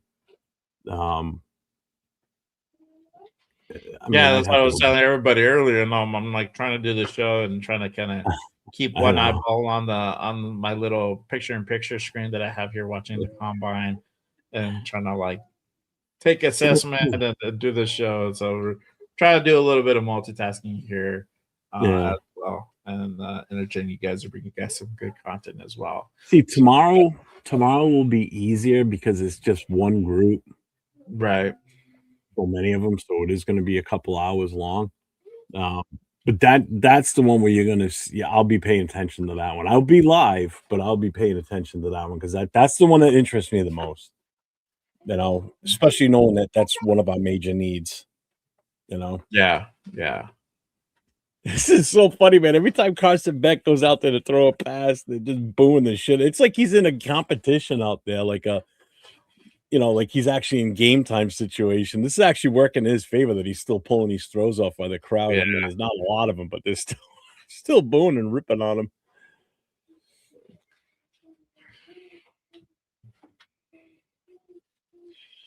Yeah. Oh, Jalen Daniels.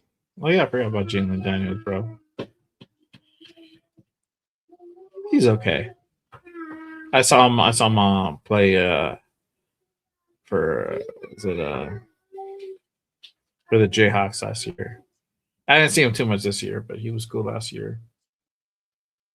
Coming on. Let me go over this list real quick. This is a running back list. Okay, this is kind of the current ranking they have them. So obviously Jeremiah Love is top of the grade. Jadarian Price, the second running back for Notre Dame. Mike Washington, Levon Moss out of Texas A&M. Adam Randall, Clemson. Jamari Taylor, Emmett Johnson, Demont Claiborne, Nick Singleton, Rashul Faison. I saw a little bit of Rashul. He looked cool, bro. A guy that you definitely want to go ahead and keep your name on out for as well. Roman Hembley, the running back out of Indiana, it probably projected to kind of go in that 5th, 6th, 7th round, anywhere in between there. A guy that could potentially pick up in the 7th round. You have that continuity if you're all about that continuity thing between Fernando and him. Obviously, they know each other, play with each other. Ketron Allen out of Penn State, Desmond Reed, Seth McGovern out of Kentucky, Jonah Coleman, Donaldson, C.J. Donaldson, Jam Miller, Noah Wellington, Max Redson, and Robert Henry. He had an okay combine. He was in the latter half, and then Eli Heydrich rounding out the bottom half of that list. So there you have it. I think like Roman, Rashul, Did Love in that do middle everything round. today, or did he just run the 40? Who? Jordan Love. Did he do everything today, or just the 40? I think he might have just done the 40, bro. Let me see. I don't know if they have it up. They possibly can. Yeah, he just did the 40. Here you go. Jeremiah Love representing the running backs on a big day at the combine. That's Jason Love. What's up, Pops? Box checked. Down. What a trait for a running back. Huh? Yeah. It's a little clip of the combine. Love running a 40 at the combine. Wow, So out of 437. this group, if we were to draft a running back, who are you interested? I have no clue. You could have checked the Um, he even started. Like Rashul is a guy to kind of like I said, to kind of keep an eye out for. I wouldn't go South Carolina. The kid from South Carolina. Yeah, Rashul. Rashul, South Carolina, and because I wouldn't get a guy too early. I wouldn't get him in the mid pack.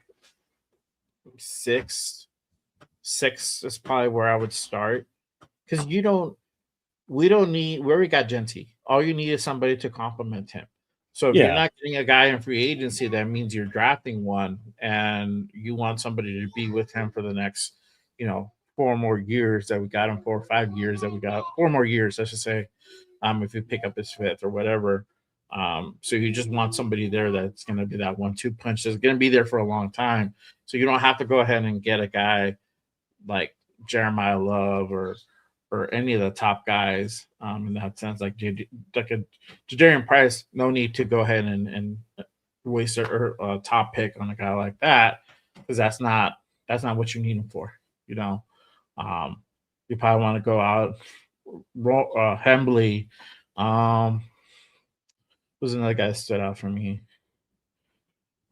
Those are really kind of 2 guys. Singleton might be a guy that you go ahead and potentially go after as well, and bring in. I don't know. I just wasn't too high on Robert Henry. If they pick him up, that's cool. I'm not mad at that.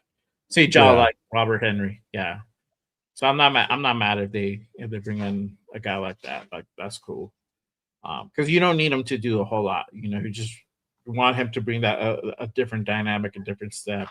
Who's going to be able to pick up some of the reps for Genti as well. So, yeah, the receivers. Here, let me put up that list. And they're still going on. I didn't want to put up the whole list. Obviously, I'll read it off, but Carnell Tate, Mekhi Lemon are on top of the heap. They're not participating in the combine. Jordan Tyson, I don't think he's participating either. I haven't seen his name being said in the last hour and a half they've been doing this. Denzel Boston, we saw Concepcion, he looked cool. Chris Brazel, I don't think that's a guy that I think I'm gonna stay away from. Tennessee wideouts. He had a 4.37, so the speed's there. They have quick guys, but yeah. I'm kind of staying away from guys from Tennessee. Omar Cooper. Actually, I guess I'll put up the list. Whatever. Let me share this. So this is the list again. You have Carnell Tate, Lemon, Tyson are the top on that top five. Denzel Boston, Concepcion. Round out the top five. Then you have Chris Brazel, Omar Cooper, who was just on. He ran, let's see if they put up his 4.42 with the 1.55 split. So he had a good outing. Malachi Fields is another one, 4.6 for him. You got Zachariah Branch, which I just talked about, receiver out of Georgia, 4.3, 4.35 on his 40. Seemed like he stumbled. That was fast. And he stumbled to a 4.36. He had a 4.42 on this first one, 4.36 on his second attempt.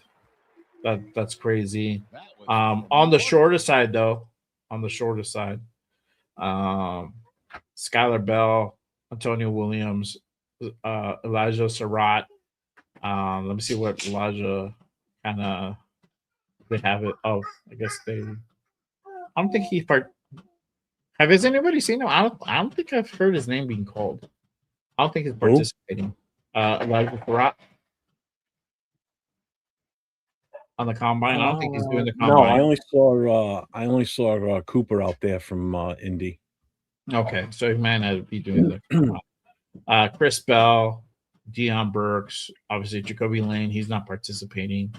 Zahan Sterling out of Mississippi, Ted Hurst, Josh Cameron, kind of in that middle group. Kevin Coleman, Malik Benson, Reggie Virgil, Bryce Lance, Michael J. Sturviant, Jordan Hudson, Caden Wetjen, Aaron Anderson, Eric McAllister out of TCU, Colby Young, Chase Roberts, Dylan Bell, Jeff Cadwell, Caleb Douglas, Brendan Thomas, Emmanuel Henderson, Harrison Wallace, Cullen Lacey, Baron Brown, Eric Rivers, CJ Daniels out of Miami.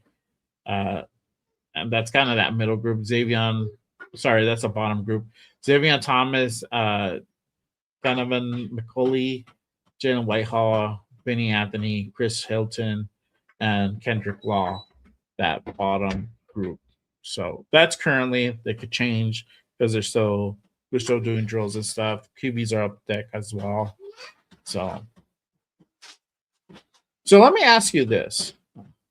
Since the QBs are out there.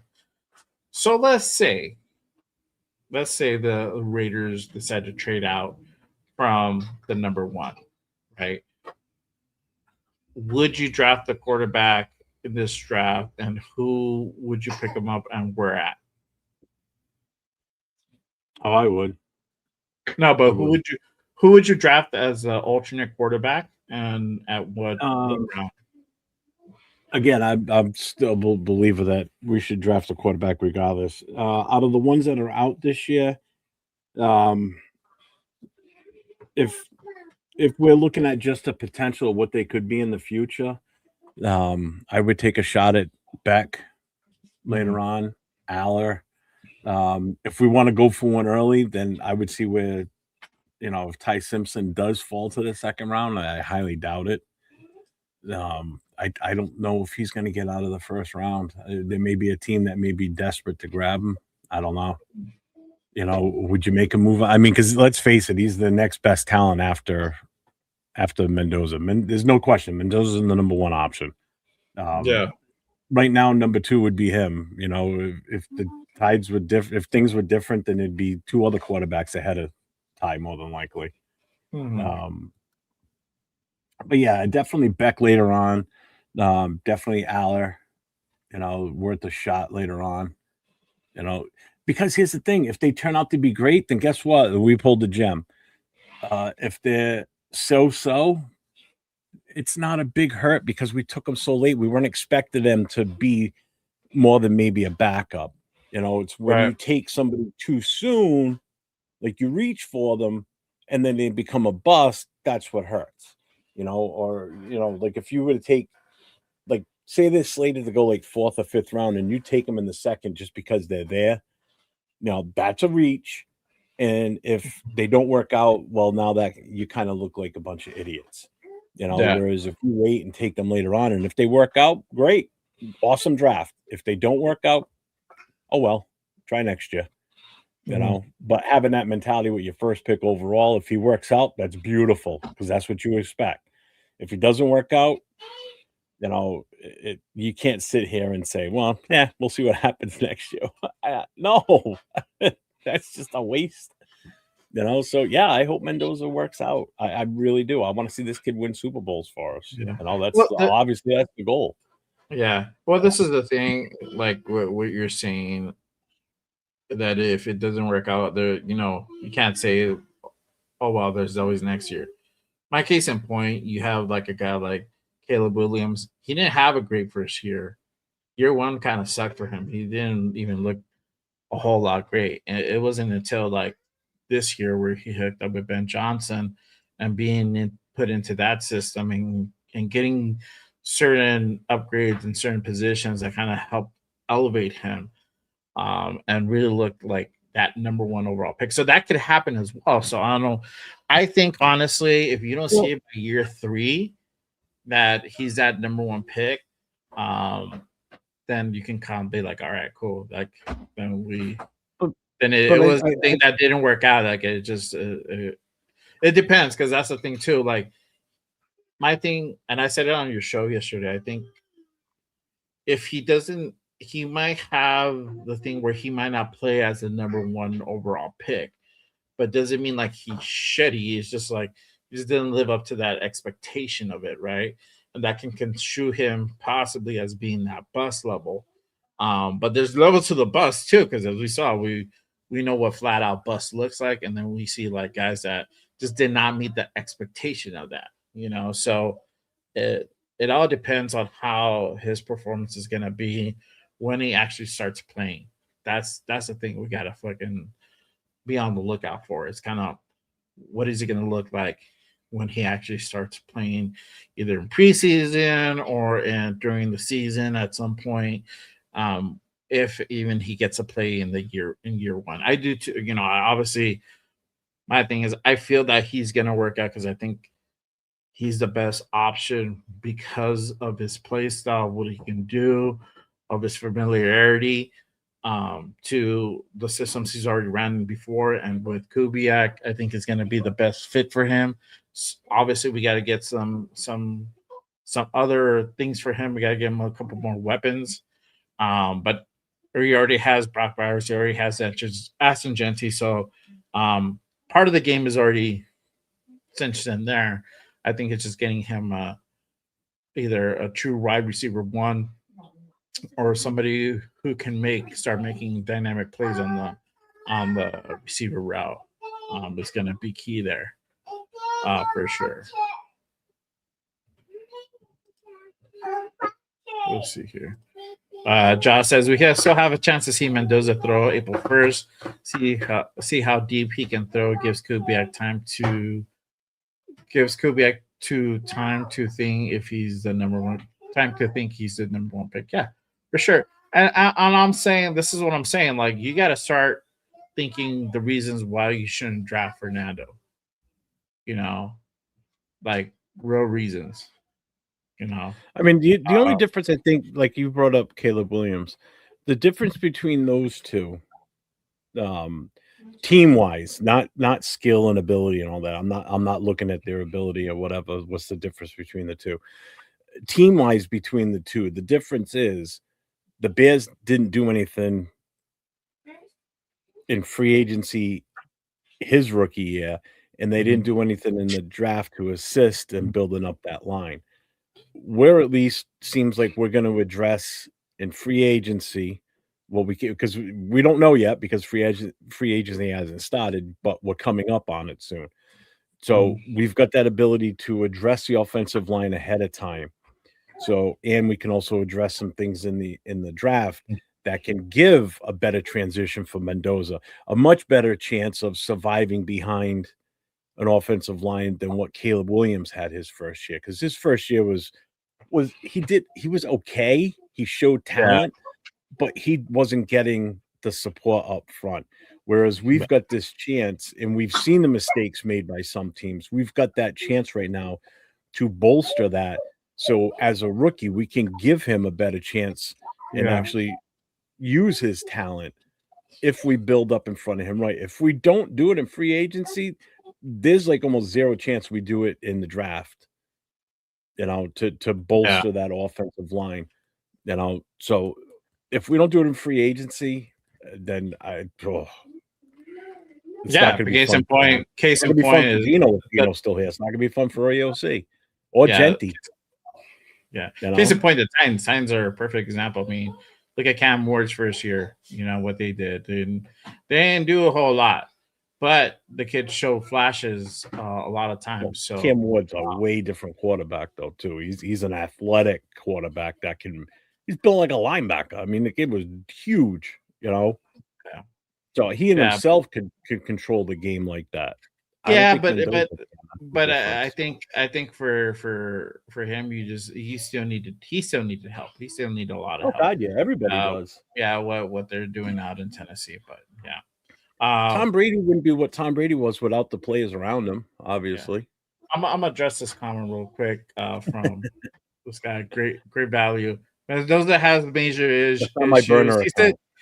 That's from your burner account. I bet the beard looks a little similar. Mendoza can't feel blindside pressure, and you can't learn that. Like, bro, who the fuck feels blindside pressure unless you're either clairvoyant or you have fucking eyeballs in the back of your head? I've seen dudes get literally cracked in half almost from blindside tackle. Like that's not indicative of a major issue. Like come on now, bro. Stop. Like and then he doesn't scream like a Raider leader. He looks more like a holy roller. Like, bro. So you want a guy like we just talked about fucking Geno Smith, right? And his fucking bullshit and all the shit that he fucking went through in the offseason and during the season. And his thing, you want a guy like that, a leader, right? Or you want somebody else like who's out there making noise and getting into shit because he's a leader. He's not a holy roller. Like you want a dude who's level-headed, who's dialed in, who's committed to the game. That's a dude that you want. This guy proves he's a leader. A quarterback commands the offense, bro. That's what he does, man. I mean, I don't know, bro. Like, come on, my guy. I think you need to come up with better points. That you can't flee, you can't sense and feel the blindside help, the blindside attack. Like, I get my balls busted enough talking about Mendoza. I'm not doing it today. No, I don't know. It's just like I'm trying to behave. The guy that you guys had on like a month ago, like he actually made some more valid points in that. That's my Sal, yeah. Yeah. Sal made some more valid points. Like this is not that. What's up, Ardell? Like, unless you're like clairvoyant, bro, unless you're like psychic, you feel that presence coming, like, you know. The only way you can start like thinking that way and like start looking at your blind side is if your blind side is getting like completely cooked all the time. Then you're like, all right, cool. I'm having to go ahead and keep an eye on. Now I got to go ahead and speed up my progression, my progression, my timing. Gotta get rid of the ball faster because my blind side is weak, you know. So yeah, some guys feel that pressure. Some, keyword is some, not all. I don't know. But yeah. Josh says he wants Sam Hyde center in case JPJ gets hurt. I think so too, bro. I think you still need to go ahead and draft some linemen. I don't think you need a whole other line, but if you get one or two guys at certain positions, just in case certain guys get hurt, and yeah, like if they go out and draft like a left tackle, the draft, like I'm not mad at that, you know. But you also But have again, that's where a guy like re-signing Meredith comes into play. right. Meredith I thought was okay as a backup. I'd rather have him than Kappa. You know, I know we use Kappa a lot As guard, right? Like as guard. No, center Meredith. as a backup Center. center. Yeah. Yeah. Well, I mean, like I said, there's certain there's only a positions that couple in free you agency I would have seriously considered. Linderbaum being the number one, but we're going to see what he's going to demand for money. And the other one I would love to see us try and get. He's 28. He'll be almost 29 by the time the season starts, but he's got the experience, and that's Connor McGovern. But he will be cheaper than Linderbaum, but he is also a few years older too. Yeah, sure. Right tackle I want is A&M Crownover Beast. He might fall the 4th round. Okay. There you go. There you go. Fucking Ardell. A holy roller, bro. I don't know. I feel like that's some Jeff shit right there. A holy roller. That's why I don't go to church. I can tell the wife all the I might melt too, bro. It's going to burn down. Yeah, I might melt too. Hellfire and brimstone and all that other nasty shit. Yeah. And I'm not an atheist. I just don't like going to church. It's like a fucking workout. Stand up, sit down, kneel down, stand up, kneel down, stand up, sit down. Yeah. Oh, fuck. If I'm gonna do calisthenics, I'll just stay home and sweat to the oldies with fucking what's his name? Can't even think of his name anymore. Richard Simmons. There you go. She's yelling it out in the background. Yeah. Let's talk about this, and then we'll probably start wrapping it up from there. Again, make sure for a cigarette. So yeah. Okay. Go wrap it up. I gotta go take a piss too. So again, real quick, make sure you guys hit that like, hit that subscribe on both channels that you see here. It really does help support the shows.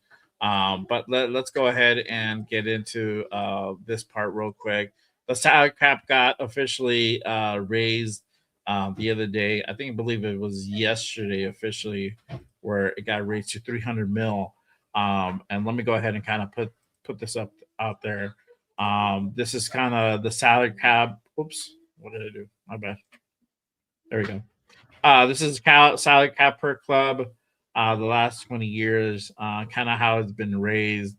For us, it looks like we're going to be at the moment projected around 87, just shy of $90 million for this season.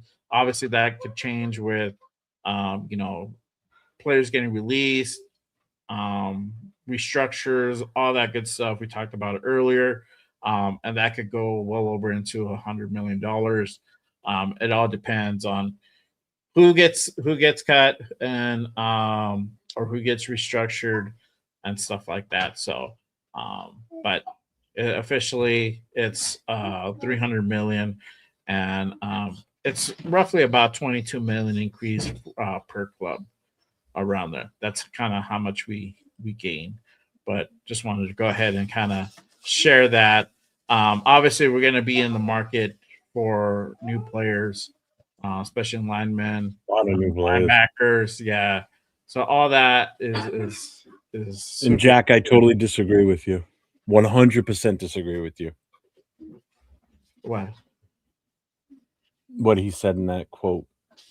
Not that I want an O-line that are better at run blocking. That I agree with. But pass protection's easy to teach. No, it's not. No, it's not. It's not even. It's one of the hottest things to do. Run blocking's easy. It's the pass protections that's a bitch. That's where the difficult part is. No, you And you know can't what? teach nastiness. I agree, but pass blocking is not easy. Yeah. You're on your heels right the second the ball snapped.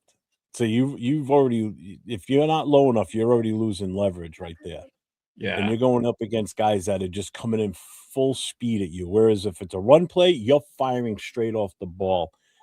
And you're two immovable objects banging into each other. Whoever's going to win is going to be the stronger of the two. When it's pass protection, man, it's leverage. It's the spacing of your feet to hold that ground. It's the arm reach. There's so much more involved in pass blocking versus run blocking. Run blocking, you just need to know where the running back's supposed to go on how the play is designed and who you have to hit. And your goal is to move that guy to the opposite direction of which way the running back's supposed to go. Pass protection, you're coming from all sides. You don't know if it's a safety blitz, blah, blah, blah. Linebacker is blitzing. Is your left tackle getting run over? There's so much more involved in pass protection. You don't know what's going on with the quarterback behind you. If he starts scrambling, that changes everything. Pass protection is one of the hottest things to do. And probably in some cases, I know as an offensive lineman, I hated pass protection.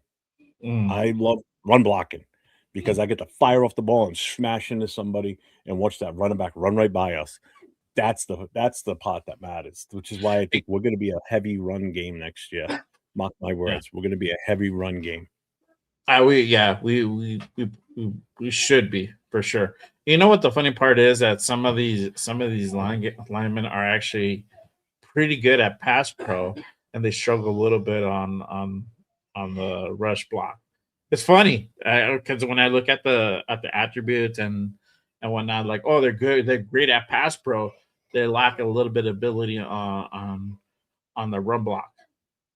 So it's Well, it also depends on what type of system they played in. If they played in it on a team that was heavy passing, then yeah, they used to say 75% of the time dropping in, doing pass protection. But if you're a run first team and now all of a sudden you're shifting gears and you have to do more pass protection, that takes some time to get used to that. If you're used to being that super aggressive, firing off the ball and popping somebody in the mouth, and all of a sudden we're transgressing to a passing game where majority of our game plans are out of shotgun and we're throwing the ball, and you're not used to it, there's a learning curve. Yeah. Yeah, for sure. Real quick, shout out to Bueno. He's been a member for 11 months. Salute to almost a year. That's on Jeff's channel. Salute to you, brother. Congratulations. Almost there, man. 1 more month. Almost there. Next month. Almost. It's actually coming up on a year since I've been monetized. So, but pretty much when Bueno hits his 12-month mark, that's how it'll be a 1 year. What's up, Devin? What's going on? How's the little guy doing? Right. Hope he's good for sure. Bueno says, I just want big bodies. Jasmine the other day. She's getting big. Oh yeah, she's already sitting on the potty. She's only like 6-7 months old. Oh wow, bro. Yeah, I know. I'm ready to have this girl do the same. Yeah, I'm ready to have this girl do the same and stuff. Bueno says, I just want big bodies from the front five. Our online looks so damn small compared to opposing D lines. Some of these guys just have big guys, bro. But I mean, they're not small. They're not too small either. But yeah, I know what you mean. Let's see here. Right. But I think other than that, what else? What else you have going on this week? You said you're gonna have you're gonna be on tomorrow for the For last the day alignment. for linemen. It'll be a shorter Oh. day, hopefully. What time? What time are they gonna be on? Where can they find? I think it's the same time. I think they go on. I think they start at 1. I won't be up as late as I was last night. That's a guarantee. I just got so hooked on it last night. I'm like, I can't stop watching this. Went down the rabbit hole. Yeah. So I will be on for that tomorrow. But I will be on tonight, myself and Jason Downs with the Raider Nation Voices, where we take your phone calls tonight, Raider Nation. So make sure you guys tune in on my channel or Jason's, and the phone lines will be open. We go on at 10 o'clock tonight, 10 o'clock Eastern, 7 o'clock Pacific. So we'll have some fun tonight. It was a good show last night. I had a good time last night. I had some good phone calls. Some really long one. Yeah, I was listening. I was just like, I went to work out. Then I went to the barber shop. So I was like listening in and just I couldn't like be on the chat too much. But yeah, that was fun last night. I think I had I'll tell you right now. I had 1, 2, 3, 4, 5, 6, 7, 8, 9. I had 9 phone calls last night. Went on for like 3 hours. Afakasi jumped on screen with me for a little bit. Yeah. But yeah, as for me, I'll probably jump on a little for a little while tomorrow with you. And then Monday we'll do a Raiders Unfiltered. So make sure you guys go ahead and pull up for that. I'll go over the combine. We'll probably throw in a quick probably 4-round mock real quick. We'll do that up. So make sure you guys go ahead and tap in for that. I'll start pulling up a mock. I haven't done a mock all this season. I've done mocks on my own, but I haven't done one on I've done 2 that we've revealed on Wednesday nights, but those were just for the hell of it type of thing. I didn't really put much effort into them. Like I did one while we've been talking, but I didn't do any trades. I just whatever was the top available guy, bang, I just took him. So like I didn't even scroll through, see who was available. I just took whatever was the number 1 at the time. Bang, that's who I took. Yeah, I did some. Let's put it this way: I didn't end up, and I kept the number 1. I didn't do any trades. I didn't end up with Fernando. They have Reese slated as number 1 now. They moved them up. Oh, really? Yep. So I ended up with Reese, Lee Hunter, Emmett Johnson, the running back from Nebraska, defensive tackle from Oklahoma, Halton, Brennan Thompson, wide receiver from Mississippi, Matt Gilbin, the center from Michigan State, the edge, Llewellyn from Iowa, the linebacker from BYU, Jack Kelly, linebacker from Buffalo, Red Murdoch, and defensive tackle, Rashawn Benny from Michigan. That's who the team was. Like I said, I just kept clicking. I didn't even pay attention. It was my pick. Bang, took the top 1. Let me see if I can upload it real quick.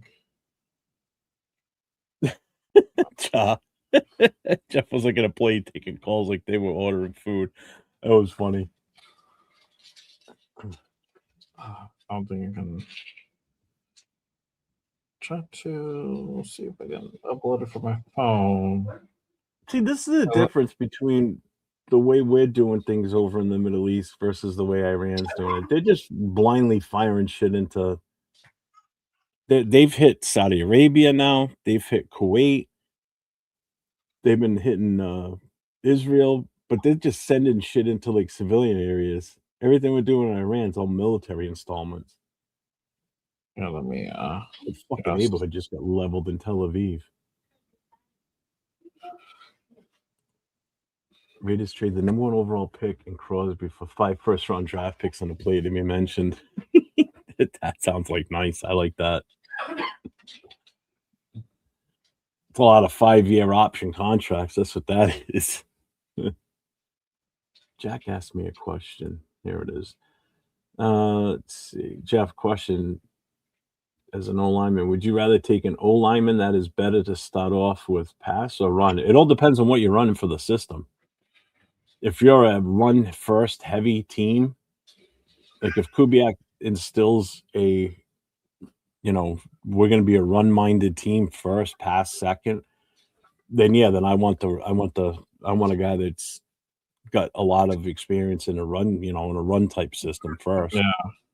If we're gonna do a heavy passing, like we're gonna do a lot of shotgun and shit like that, and then I want a guy that's got more experience in the pass protection. So it works both ways. Let me see. And whatever they're not good out of the other, they'll eventually pick it up at some point. They better, or they won't be long in this league. I just can't see how we're not going to be a run first team with dump offs to Brock every now and then, when you've got the caliber of a guy like Genty, who, if given the space and the opportunity to play with his talent, is going to do wonderful things for this team. To the point where you shouldn't be expecting Mendoza to come out here and throw for 5,000 yards a season, because then that means we're not running as much. I want a nice balance. I'd like to see a heavier run, which is why it's important that we bring in a second running back too. We got to give Genty a breather, or he won't be long in this league. We can't just keep feeding him the ball, 350 to 400 times a season, Pat running it. You're going to kill this kid. Yeah, that's and Kubiak already said that they're going to be a two-back system. So, for sure. I'm gonna put this mock up real quick. This is the mock that I did the other day. So mine was Kenny Fernando. You went heavy defense. Holy shit! Yeah, bro. That's what I'm telling you. Like, now that they put out that. What's up, Israel? That they announced how we're gonna run the defense. Before base. So I went Fernando first. Then I traded back to 43, and I got Jacob. Jacob was still there. And then I got Kamari Ramsey, safety. Then I went hold on. So you traded out of number 36 to 43. Yeah. What else did you get? I think I got 99 and 135 on this one. Okay. Yeah, because we didn't. I'm trying to remember. Yeah. Okay. All right. Yeah, all right. I see what you did. Yeah, I got Kamari Ramsey at the third. Then again in the third, I got Dominique Orange. So that big nose tackle out of Iowa State. Then I drafted Julian O'Neill in the fourth, corner out of Arkansas. Then Anthony Lucas, the edge out of USC. Then I got another linebacker, Aiden Fisher, for that next fourth-round pick. Then I got Jude Bowery, tackle out of Boston College. So I got that right tackle position drafted. Then Lewis Moore. Say another safety. I should have gotten probably another linebacker there, but I dropped another safety. Cameron Ball, another D tackle, and then I got a running back, Jamarian Miller, out of Bama. What number did you get Bowery at? That's fourth, I believe. You got him in the fourth round? What draft? Yeah, 135. Because 134, 135 are back. I want to see where he went in my draft. He went number 92 to San Fran in the third round. Oh, wow. Yeah, so he's good. He's definitely a good dude. He's definitely one. For whatever reason, they didn't pick him up. They left him hanging out there in the wind until 135, and I was like, cool, I'm gonna get him. So I don't know. Yeah, let's see him. He's got potential to carry on Boston College's recent trend of NFL offensive line production. Yeah, but he started all games he started all at left tackle in 2024. Yeah, and in 2025 he started 9 games at left tackle. Yeah, I mean that could be a fill-in for Colton Miller going forward. That's a good one. I'm glad you brought that one up. That's a good one to keep an eye on. Yeah. Drew Bowery. Yeah. I like Cameron Ball. Yeah, I like Cameron Ball. Jameer Miller, I think it'll be a good complimentary back for Genty. I did. So if you notice, I didn't draft the wide receiver. I did notice that. Yeah. So I necessarily don't have a problem with that. Or somebody else that we pick up in free agency. See, Shahid's not going to be like a number one type of guy. He's more of a flash in the pan type of player. But they said that dude could catch the ball. And play special teams too. So again, that I think that's what forces us to be a run first team with, getting the ball when we can to Betch, and definitely, that's going to put Brock back in that almost 100 receiving, receptions in the season too, I think. Yeah. Yeah. For sure. Yeah. So that's just the mock. So I'll do another mock on Monday. See, I like that running back taking him late too, because we don't have to knock it out of the park with a running back. We just see somebody No, we that's don't. serviceable that can fill in for a couple of plays or maybe take a series off for Genty, so we don't overuse this kid because he's going to get used a lot. He's going to get used a lot. I mean, he's shown that he can catch the ball out of the backfield too last year. Yeah, exactly. So he's got that potential to be that dual threat, provided we can give the quarterback protection so he can do it. Yeah, exactly. It's just getting the protection. That's what's most important there. So, just kind of did that there, but I want to share that with you guys. But we'll do one. We'll do one on Monday for sure. So make sure you guys again hit that like, hit that subscribe, hit that notification on both channels. Anytime news goes down, we go on. Don't want to be left out in the dark. And just be in tune for the shows coming up as well. So again, appreciate you guys pulling up. And we will see you mañana and I'll see you all tonight. There you go. And tonight for and Jay and I'll be on during the day tomorrow for the offensive lineman. I'm excited for that one. I really am. Yeah, I get excited for that one. I just want to see what these guys do. Yeah, I think this year, since we know that we need to really fix this offensive line, we're gonna at least draft the guy. Like I said, even look at my mock, I just drafted one guy, at least one guy in there. I think we do that on this draft in real life. If not two guys, I don't think we need to draft a whole lot of guys. I think if we do one or two guys, I think that'll be cool, and we get the rest. I'll tell you, if we bring in 2 in free agency and 2 in the draft, I'm happy. As long as they're good. As long as they're guys that we can grow. Because we need depth. We do need depth. Exactly. Yeah, we do need depth. Yeah, for sure. 100%. But other than that, appreciate you guys. Thank you for everybody who pulled up today, rocking with us. There you go. Our guy Rebel. Late, he says Zachariah Branch is going to be a Raider. I'm calling it now. And you are not out of the realm of possibility, my guy. Make him a Raider like his great uncle for sure. So, and he says that hopefully Taylor Green as well. There you go. Yeah, he was out there throwing passes. Shout out to my guy James Furpo with the Raiders. You already know, bro. You already know. Appreciate you guys. Again, make sure you guys go ahead and pull up for Jeff's show tonight. But that is it for us today. I will see you guys mañana for the 4th day of the Combine. So, again, appreciate you guys. Till next time. Peace. Peace.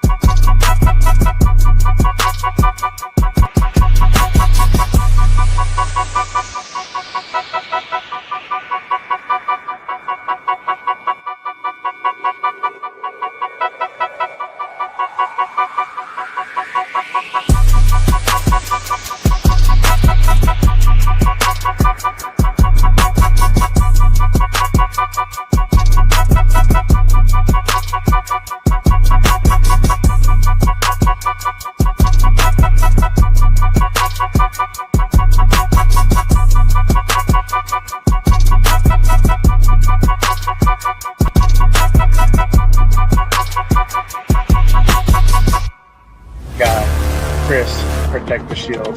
Good morning, brother. How you doing? My guy, Raider Legion. What is good? We on? Oh, hey! We on. None other than Mr. Chris, bringing none other than our guy, Joe Moore. Bring out none other than the violator, Wayne Marbury, bring out none other than the notorious Rachel.